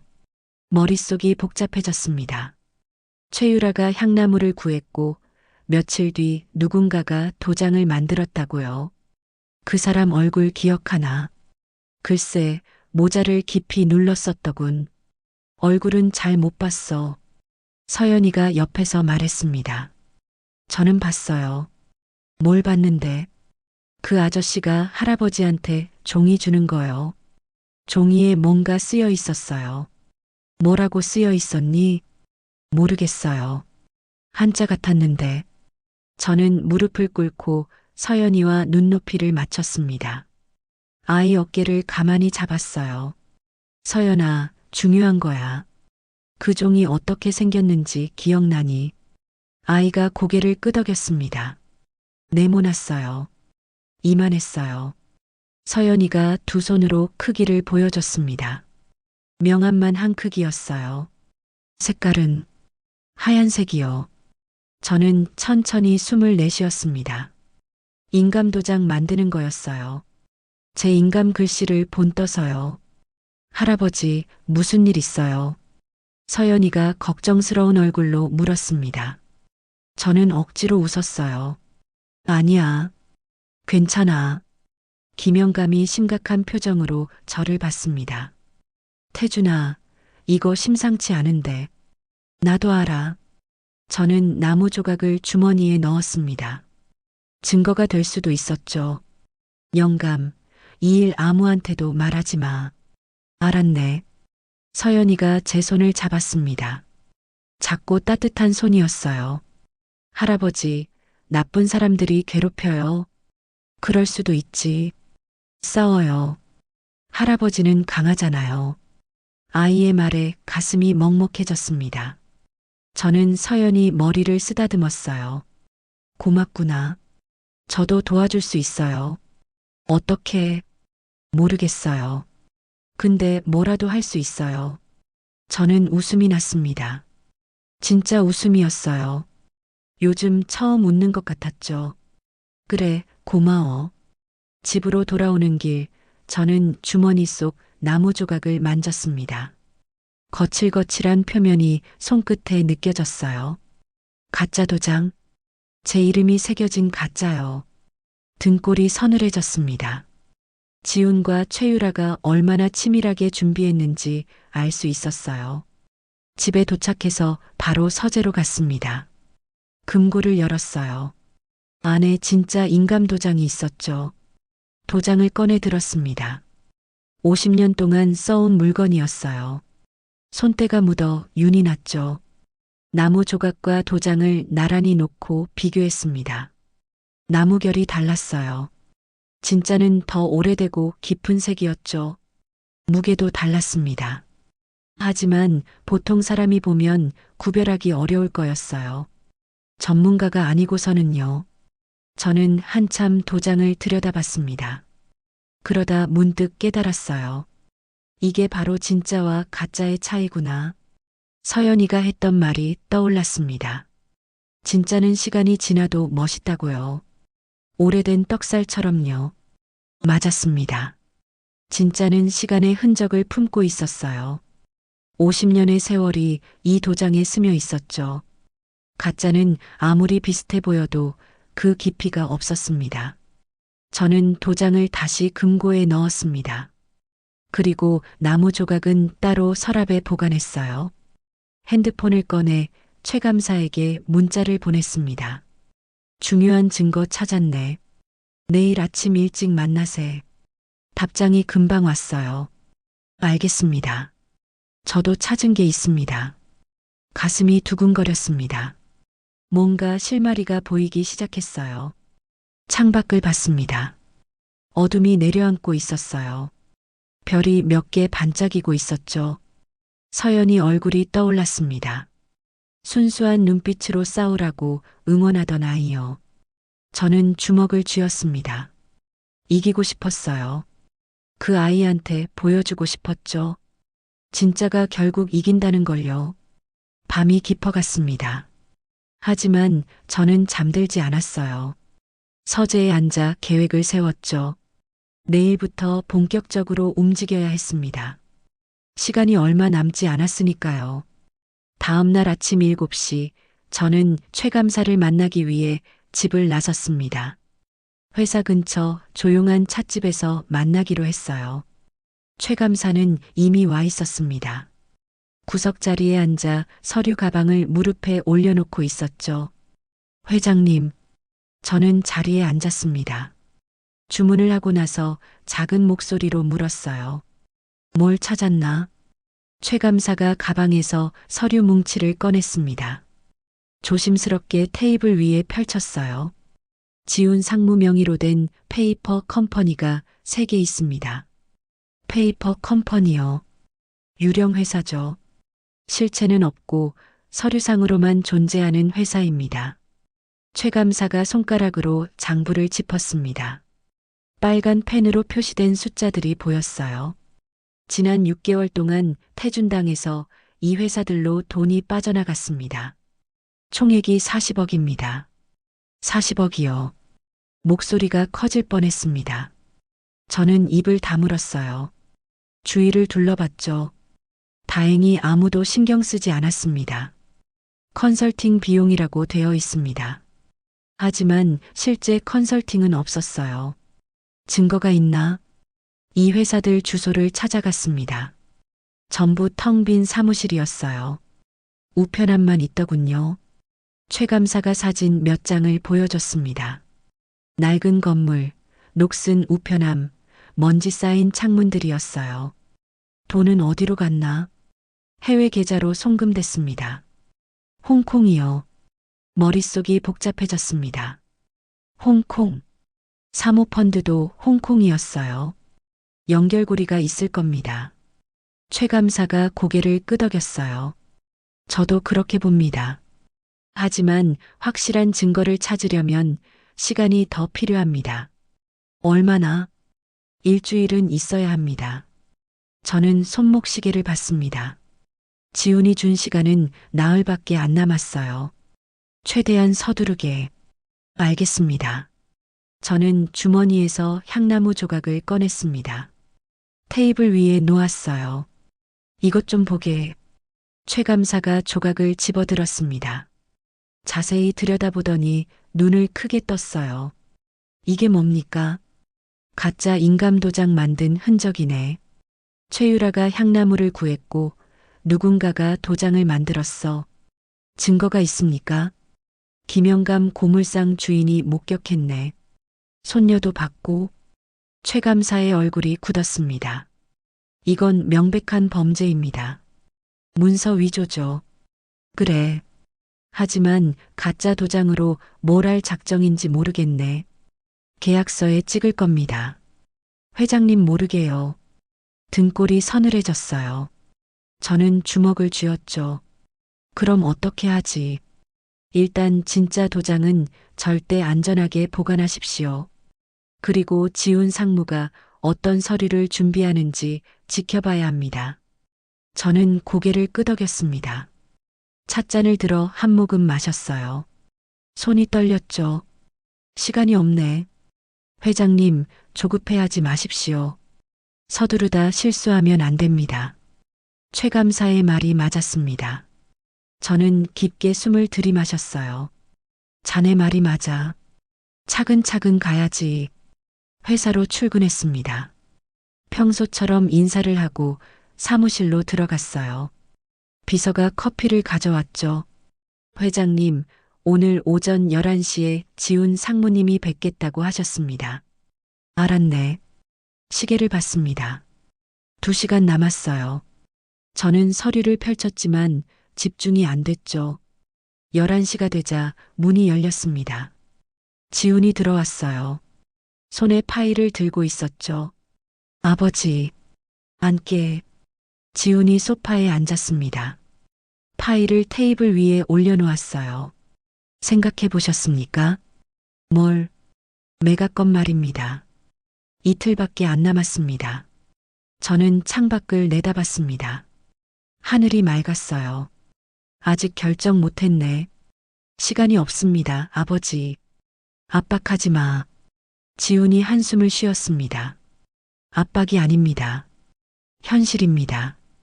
저는 지훈을 똑바로 봤어요. 아들 눈에 조바심이 보였죠. 자네 왜 그렇게 급한가? 급하지 않습니다. 그냥 적절한 타이밍일 뿐입니다. 적절한 타이밍이라. 저는 파일을 집어들었습니다. 펼쳐보니 계약서 초안이었어요. 빈칸이 여러 개 있었죠.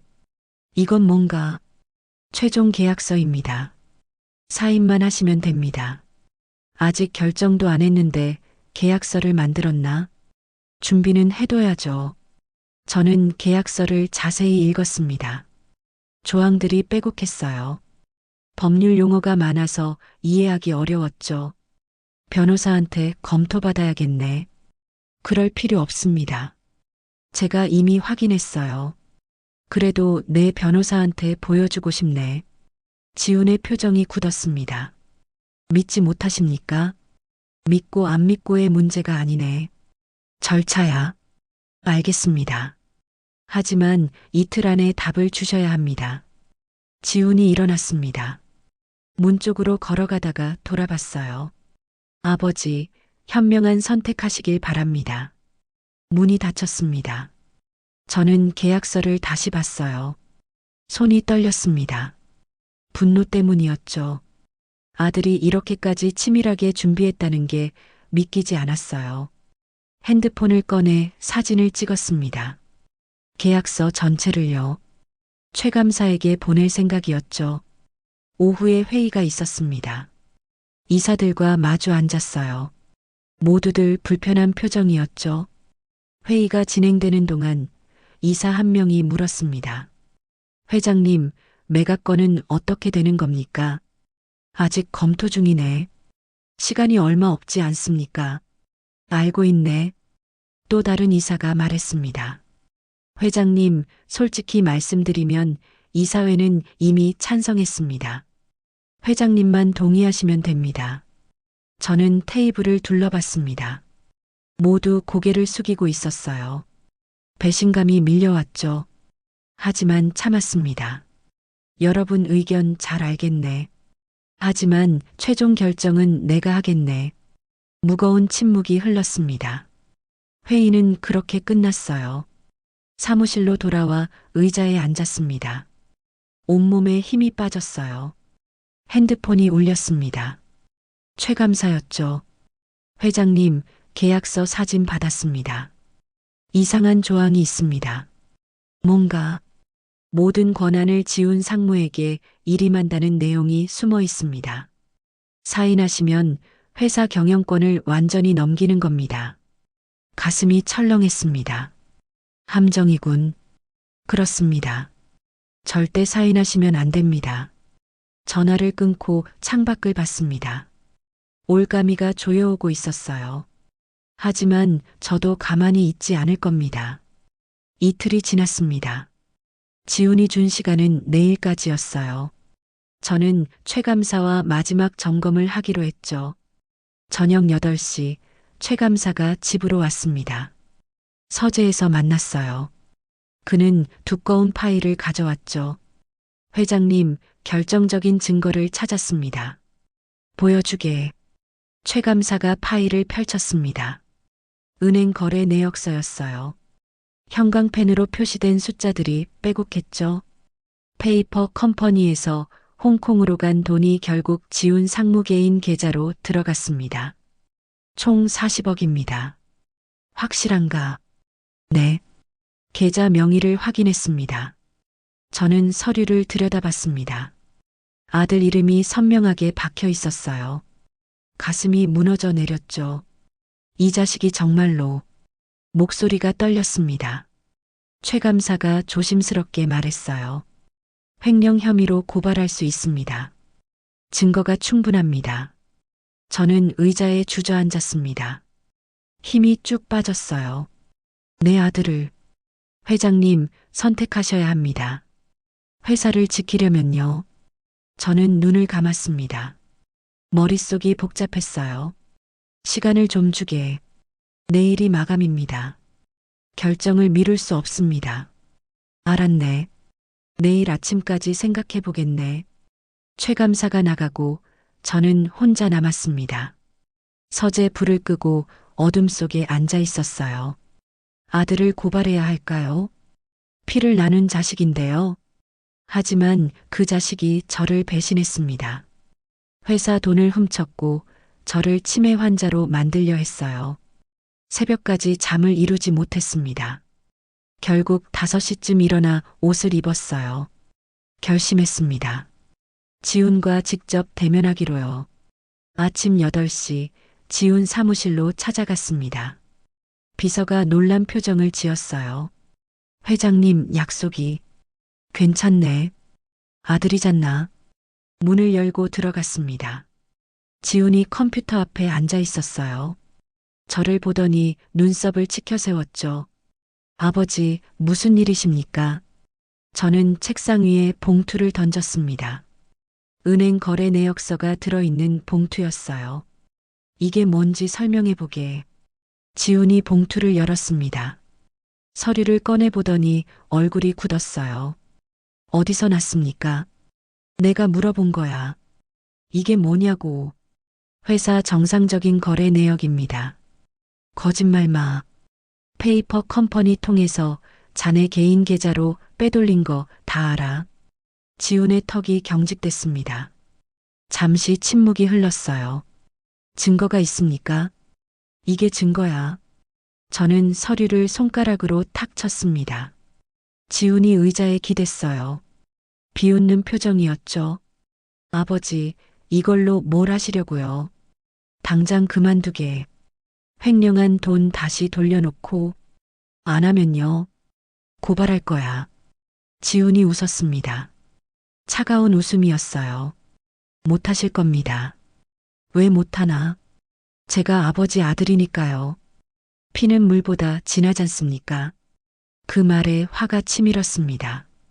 저는 책상을 주먹으로 쳤어요. 자네가 먼저 그 피를 져버렸어. 지훈이 일어섰습니다. 저를 내려다보며 말했죠. 아버지, 현실을 보십시오. 이미 게임은 끝났습니다. 이사회도 제 편이고 계약서도 준비됐어요. 그 계약서에 사인 안 해. 하셔야 합니다. 안 그러면 강제로라도 하게 만들 겁니다. 강제로요. 지훈이 서랍을 열었습니다. 서류 한 장을 꺼내 제게 던졌어요. 정신감정서입니다. 아버지가 치매 초기 증상을 보인다는 의사 소견이에요. 저는 서류를 집어들었습니다. 손이 떨렸어요. 진짜 의사 서명이 있었죠. 이게 무슨... 아버지 차에 탄 약 때문입니다. 일시적으로 인지 기능을 떨어뜨리는 성분이 들어 있었어요. 유라가... 네. 아내가 도와줬죠. 머리가 하얗게 변했습니다. 무릎에 힘이 풀렸어요.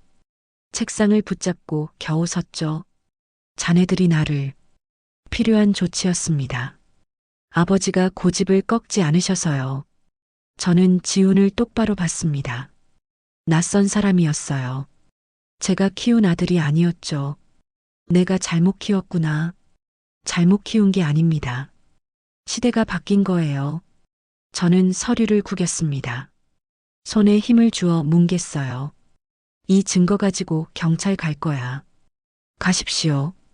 하지만 아버지도 끝입니다. 치매 환자의 증언을 누가 믿겠습니까? 지훈이 문을 열었습니다. 내일까지 답 주십시오. 순순히 매각에 동의하시면 아버지도 편하게 은퇴하실 수 있어요. 저는 사무실을 나왔습니다. 복도를 걸어 나오는데 다리가 휘청거렸어요. 회사 로비에 나왔습니다. 직원들이 인사를 했지만 들리지 않았어요. 차에 올라탔습니다. 기사에게 말했죠. 집으로. 차창 밖 풍경이 흘러갔습니다. 하지만 아무것도 보이지 않았어요. 집에 도착해서 서재로 들어갔습니다. 소파에 주저앉았어요. 이겼다고 생각했습니다. 증거를 찾았으니까요. 지훈을 꺾을 수 있다고 믿었죠. 하지만 착각이었습니다. 오히려 제가 함정에 빠진 거였어요. 핸드폰을 꺼냈습니다. 최 감사에게 전화를 걸었어요. 회장님, 최 감사, 난졌네. 무슨 말씀이십니까? 저는 지훈과 나눈 대화를 전부 설명했습니다. 정신감정서까지요. 최 감사가 한참 침묵하더니 말했어요. 회장님, 아직 끝난 게 아닙니다. 끝났네. 나 치매 환자야. 증언도 못해. 거짓 감정서입니다. 다른 병원에서 재검사 받으십시오. 시간이 없어. 만드십시오. 저는 눈을 감았습니다. 피곤했어요. 너무 지쳤죠. 최 감사 고맙네. 하지만 이제 그만두고 싶네. 회장님, 평생 싸웠어. 이제 쉬고 싶네. 전화를 끊었습니다. 핸드폰을 소파 옆에 던졌어요. 창밖을 봤습니다. 해가 지고 있었어요. 붉은 노을이 하늘을 물들였죠. 아름다웠지만 슬펐습니다. 제 인생도 저물고 있는 것 같았어요. 다음 날 아침, 저는 침대에서 일어나지 못했습니다. 온몸에 힘이 없었어요. 천장만 멍하니 바라봤죠. 최유라가 문을 두드렸습니다. 아버님, 일어나셨어요? 아침 드셔야죠. 대답하지 않았습니다. 그녀가 문을 열고 들어왔어요. 어머, 아직도 누워 계세요? 몸이 안 좋으세요? 좀 쉬고 싶네. 안 되죠. 오늘 중요한 날이잖아요. 지훈이가 기다리고 있어요. 최유라가 제 팔을 잡아 일으켰습니다. 힘이 세더군요. 저는 저항할 기력도 없었어요. 씻고 오세요. 제가 옷 준비해 놓을게요. 욕실로 들어가 세수를 했습니다. 거울 속 제 얼굴이 낯설었어요. 수척하고 창백했죠. 눈빛은 생기가 없었습니다. 이게 나인가? 옷을 갈아입고 나왔습니다. 최유라가 또 검은 차를 들고 있었어요. 드세요. 기운 차리셔야죠. 저는 찻잔을 받았습니다. 하지만 마시지 않았어요. 그냥 손에 들고 있었죠. 왜 안 드세요? 입맛이 없네. 그래도 드셔야 해요. 최유라의 목소리가 날카로워졌습니다. 저는 그녀를 똑바로 봤어요. 이 차에 뭐가 들었나? 무슨 말씀이세요? 지훈한테 들었네. 자네가 약을 탔다고. 최유라의 얼굴이 굳었습니다. 잠시 침묵이 흘렀어요. 그러더니 그녀가 웃었죠. 알고 계셨군요. 그래. 그럼 더 쉽네요. 이제 숨길 필요도 없으니까요. 최유라가 찻잔을 제 입에 갖다 댔습니다. 마시세요, 아버님. 실례. 마셔야 해요. 그녀가 힘을 주어 찻잔을 밀었습니다. 차가 입술에 닿았어요. 쓴맛이 혀끝을 스쳤죠. 저는 고개를 돌렸습니다. 차가 바닥에 쏟아졌어요. 찻잔이 깨지며 날카로운 소리를 냈죠. 아버님, 최유라가 소리쳤습니다. 얼굴이 일그러졌어요. 왜 이렇게 힘들게 하세요? 순순히 따르시면 편할 텐데. 난 자네들 꼭두각시가 아니야. 이미 그렇게 됐어요. 최유라가 핸드폰을 꺼냈습니다. 어디론가 전화를 걸었어요. 여보, 아버님이 말을 안 들어요. 빨리 와요. 30분 후 지훈이 집에 왔습니다. 서재로 들어오더니 저를 내려다봤어요. 아버지, 왜 이러십니까? 난 서명 안 해. 시간 다 됐습니다. 오늘이 마감이에요. 그래도 안 해. 지훈이 한숨을 쉬었습니다. 최유라를 보며 고개를 끄덕였어요. 계획대로 하죠. 뭘 하려고? 지훈이 서류 가방을 열었습니다.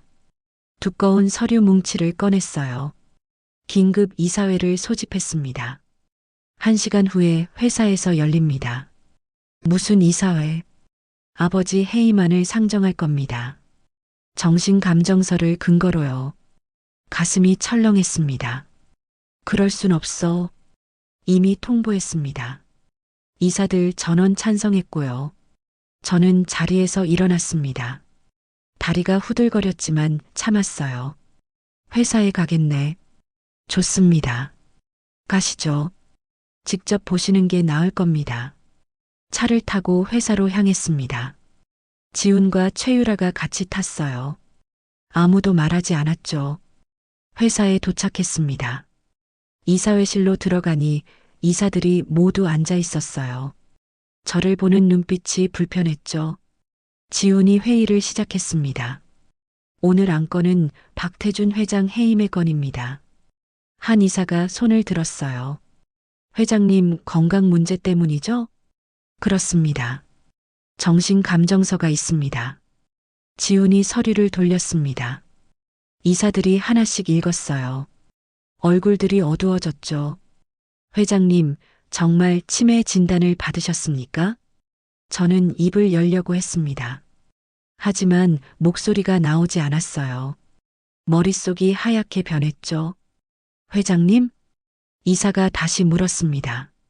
저는 고개를 저었어요. 아니네. 거짓이야. 하지만 의사 소견서가 있는데요. 조작된 거야. 증거가 있으십니까? 저는 말문이 막혔습니다. 증거가 없었어요. 지훈이 말했습니다. 보시다시피 아버지는 혼란스러워 하십니다. 정상적인 경영 판단이 불가능한 상태예요. 이 자식이 거짓말하는 거야. 제 목소리가 커졌습니다. 이사들이 놀라 뒤로 물러났어요. 아버지, 진정하십시오. 지훈이 제 어깨를 잡았습니다. 저는 그 손을 뿌리쳤어요. 손대지 마. 회장님, 앉으십시오. 한 이사가 저를 의자에 앉혔습니다. 저는 숨이 가빴어요. 가슴이 두근거렸죠. 투표하겠습니다. 박태준 회장 해임에 찬성하시는 분. 지훈의 목소리가 차갑게 울렸습니다. 이사들이 하나둘 손을 들었어요. 10명 전원이었죠. 만장일치로 가결됐습니다. 지훈이 선언했습니다. 저는 그 자리에 얼어붙었어요. 오늘부로 박태준 회장님은 경영에서 물러나십니다. 새 회장은 일주일 내로 선임하겠습니다. 이사들이 하나씩 나갔습니다. 아무도 저를 보지 않았어요. 회의실에 저와 지훈만 남았습니다. 축하하네. 제 목소리는 떨리고 있었어요. 필요한 일이었습니다. 자네 어머니가 보면 뭐라고 하겠나? 어머니는 안 계십니다. 지훈이 서류를 정리했습니다. 문으로 걸어가다 멈춰 섰어요. 경비가 아버지를 집까지 모셔다 드릴 겁니다. 내가 직접 나가겠네. 그러십시오. 지훈이 나갔습니다. 문이 닫히는 소리가 쾅 울렸어요. 저는 텅 빈 회의실에 혼자 남았습니다. 창밖을 봤어요. 하늘이 흐렸죠. 50년 동안 지켜온 회사였습니다. 폐허에서 읽었어요. 손에 굳은 살이 박히도록 일했죠. 이제 모두 사라졌습니다. 회의실을 나와 복도를 걸었습니다. 직원들이 수군거렸어요. 제 등 뒤에서 속삭이는 소리가 들렸죠. 로비에 내려오니 경비원 2명이 기다리고 있었습니다. 회장님 모시겠습니다. 저는 고개를 저었어요. 혼자 가겠네. 상무님 지시가. 괜찮네. 내가 알아서 간다고 해. 경비원들이 난처한 표정을 지었습니다. 하지만 더 이상 막지 않았어요. 회사 정문을 나섰습니다. 카메라 플래시가 터졌어요. 기자들이 몰려들었죠. 회장님, 해임 소식 들으셨습니까? 건강이 안 좋으시다던데요? 한마디만 해주십시오. 저는 아무 말도 하지 않았습니다. 그냥 걸었어요. 플래시가 계속 터졌습니다. 제 인생의 마지막 순간을 기록하는 것 같았어요. 길끝에서 멈춰 섰습니다. 뒤돌아봤죠. 태준당 건물이 보였습니다. 높이 솟아있는 간판이요. 이제 저것도 제 것이 아니었습니다. 집으로 돌아왔습니다. 현관문을 열고 들어서니 텅 빈 집이었어요. 지훈과 최유라는 아직 회사에 있었죠. 거실을 지나 계단을 올라갔습니다. 발걸음이 무겁게 울렸어요. 침실로 들어가 침대에 쓰러졌죠. 천장을 바라봤습니다. 하얀 천장만 보였어요. 아무 생각도 나지 않았죠. 시간이 얼마나 지났을까요? 창밖이 어두워졌습니다. 저는 여전히 침대에 누워 있었어요. 핸드폰이 울렸습니다. 최감사였죠. 받지 않았어요. 다시 울렸지만 무시했습니다. 문자가 왔습니다. 회장님, 괜찮으십니까? 연락 주십시오. 답장하지 않았습니다. 핸드폰을 침대 옆에 던졌어요. 밤이 깊어갔습니다. 저는 일어나 창가로 갔어요. 밖을 내다봤죠. 정원이 보였습니다. 아내와 함께 가꾼 정원이었어요. 장미꽃이 피어 있었죠. 달빛에 희미하게 보이는 붉은색이었습니다. 여보, 나 실패했소. 작은 목소리로 중얼거렸습니다. 약속 못 지켰어. 태준당을 지키지 못했소. 눈물이 흘렀습니다. 뺨을 타고 턱까지 흘러내렸어요. 닦지 않았죠. 평생을 바쳤는데 결국 이렇게 됐소. 무릎에 힘이 풀렸습니다. 바닥에 주저앉았어요. 손으로 얼굴을 감쌌죠. 50년이 주마등처럼 스쳐갔습니다. 전쟁 직후 폐허, 판잣집, 첫떡 장사, 아내의 웃음, 지훈의 탄생, 회사의 성장. 모든 게 허무했습니다. 내 인생이 뭐였을까? 중얼거리는 목소리가 떨렸어요. 한참을 그렇게 앉아 있었습니다. 다리가 저려왔지만 일어날 힘이 없었어요. 새벽이 밝아왔습니다. 희미한 빛이 창문으로 들어왔어요. 저는 겨우 몸을 일으켰죠. 욕실로 가서 세수를 했습니다. 거울을 봤어요. 눈이 퉁퉁 부어 있었죠. 얼굴은 창백했습니다. 이게 나야. 거울 속 노인이 낯설었어요. 아래층으로 내려갔습니다. 부엌에서 물을 마셨어요. 목이 타들어갔죠. 식탁에 앉았습니다. 아내 사진이 보였어요. 저를 보며 웃고 있는 사진이었죠. 미안하오. 사진에 대고 말했습니다. 당신 바람 이루지 못했소. 그때 현관문이 열리는 소리가 났습니다.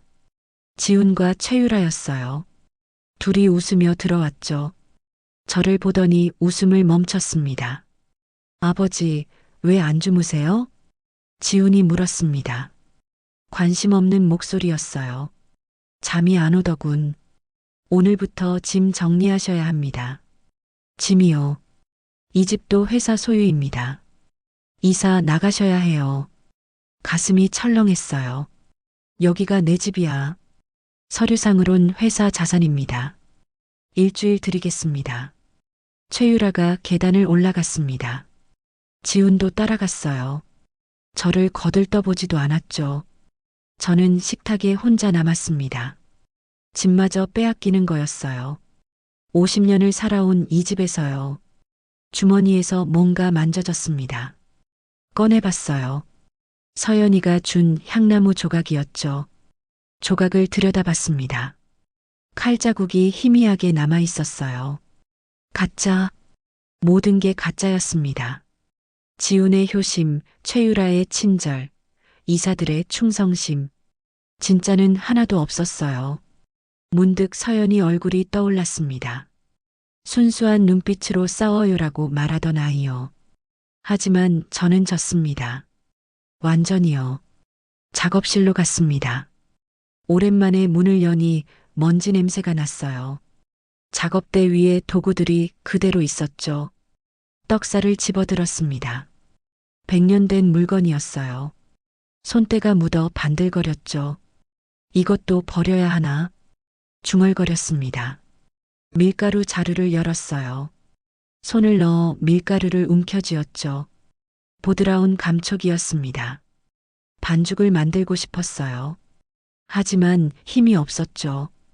그냥 의자에 앉아 작업실을 둘러봤습니다. 50년의 흔적이 곳곳에 남아 있었어요. 벽에 걸린 상장들, 선반 위 오래된 도구들, 구석에 쌓인 재료들. 오후 3시쯤 약과가 다 구워졌습니다. 고소한 냄새가 작업실에 가득했어요. 자, 맛보자. 아이들이 각 구운 약과를 집어들었습니다. 한입 베어 물더니 와하고 감탄했어요. 할아버지, 완전 맛있어요. 제가 만든 건데 이렇게 맛있어요? 그럼 자네들이 정성껏 만들었잖나. 서연이가 약과 하나를 제 입에 넣어줬습니다. 모양은 삐뚤었지만 맛은 달콤했어요. 할아버지, 맛있죠? 그래. 세상에서 제일 맛있네. 진심이었습니다. 아이들과 함께 만든 약과는 제가 평생 만들어 온 그 어떤 것보다 달콤했어요. 수업이 끝나고 아이들이 하나둘 집으로 돌아갔습니다. 서연이만 남았어요. 할아버지, 저 다음 주에도 와요. 그래, 기다릴게. 할아버지는 외롭지 않으세요? 혼자 사시잖아요. 저는 아이 머리를 쓰다듬었습니다. 외롭지 않아. 자네들이 있잖나. 그래도 서연아, 할아버지한테는 이제 진짜 가족이 많아. 자네들 같은 아이들이 다 가족이야. 서연이가 웃었습니다. 그럼 저는 큰딸이에요? 그렇지. 할아버지 큰딸이야. 아이가 가고 저는 작업실을 정리했습니다. 도구들을 제자리에 놓고 바닥을 쓸었어요. 창밖으로 석양이 보였습니다. 붉은 빛이 작업대를 물들였죠. 벽에 걸린 사진을 봤습니다. 아내와 함께 찍은 오래된 사진이었어요. 여보, 나 이제 약속 지킨 것 같소? 중얼거렸습니다. 태준당을 지켰어. 회사가 아니라 정직을 지킨 거요. 이게 진짜 유산이었던 것 같소? 아내가 사진 속에서 웃고 있었습니다. 그 미소가 제게 말하는 것 같았어요. 잘했다고요. 저는 100년 된 떡살을 쓰다듬었습니다. 손때가 묻고 묻어 윤이 났어요. 이것처럼 저도 시간이 쌓였습니다. 74년의 세월이요. 주름지고 늙었지만 깊어졌어요. 진짜로 남았습니다. 문을 잠그고 나오는데 재단 직원이 인사했습니다. 회장님, 내일 뵐게요. 회장 아니네. 그냥 선생님이라고 불러. 네, 선생님.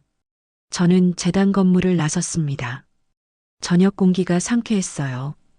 길을 걸으며 생각했습니다. 회사를 잃었지만 더 큰 걸 얻었어요. 아이들의 웃음, 정직한 삶, 그리고 진짜로 남는다는 것의 의미요. 집으로 가는 길, 단골 빵집을 지나쳤습니다. 주인이 손을 흔들었어요. 박 선생님, 오늘도 수업하셨어요? 그래요. 아이들이 약과 만들었지. 좋으시겠어요. 매일 아이들이랑 있으시니까. 외롭지 않아서 좋아요. 집에 도착해 현관문을 열었습니다. 작지만 아늑한 공간이었어요. 식탁에 앉아 저녁을 먹었습니다. 간단한 식사였지만 맛있었어요. 식사 후 베란다로 나갔습니다. 별이 보였어요. 맑은 밤하늘이었죠. 여보, 나 행복하오. 하늘을 보며 말했습니다. 처음엔 모든 걸 잃은 줄 알았소. 하지만 진짜를 찾았어요. 그게 바로 정직이었소. 바람이 불었습니다. 부드러운 바람이었어요. 내일도 아이들이 올 겁니다. 웃으며 약과를 만들겠죠. 저는 그 아이들에게 진짜를 가르칠 거예요. 시간이 쌓일수록 가치가 깊어진다는 것을요. 그리고 진짜는 절대 사라지지 않는다는 것을요. 저는 베란다에서 한참 서 있었습니다. 마음이 평온했어요. 이것이 진짜 행복이구나 싶었죠.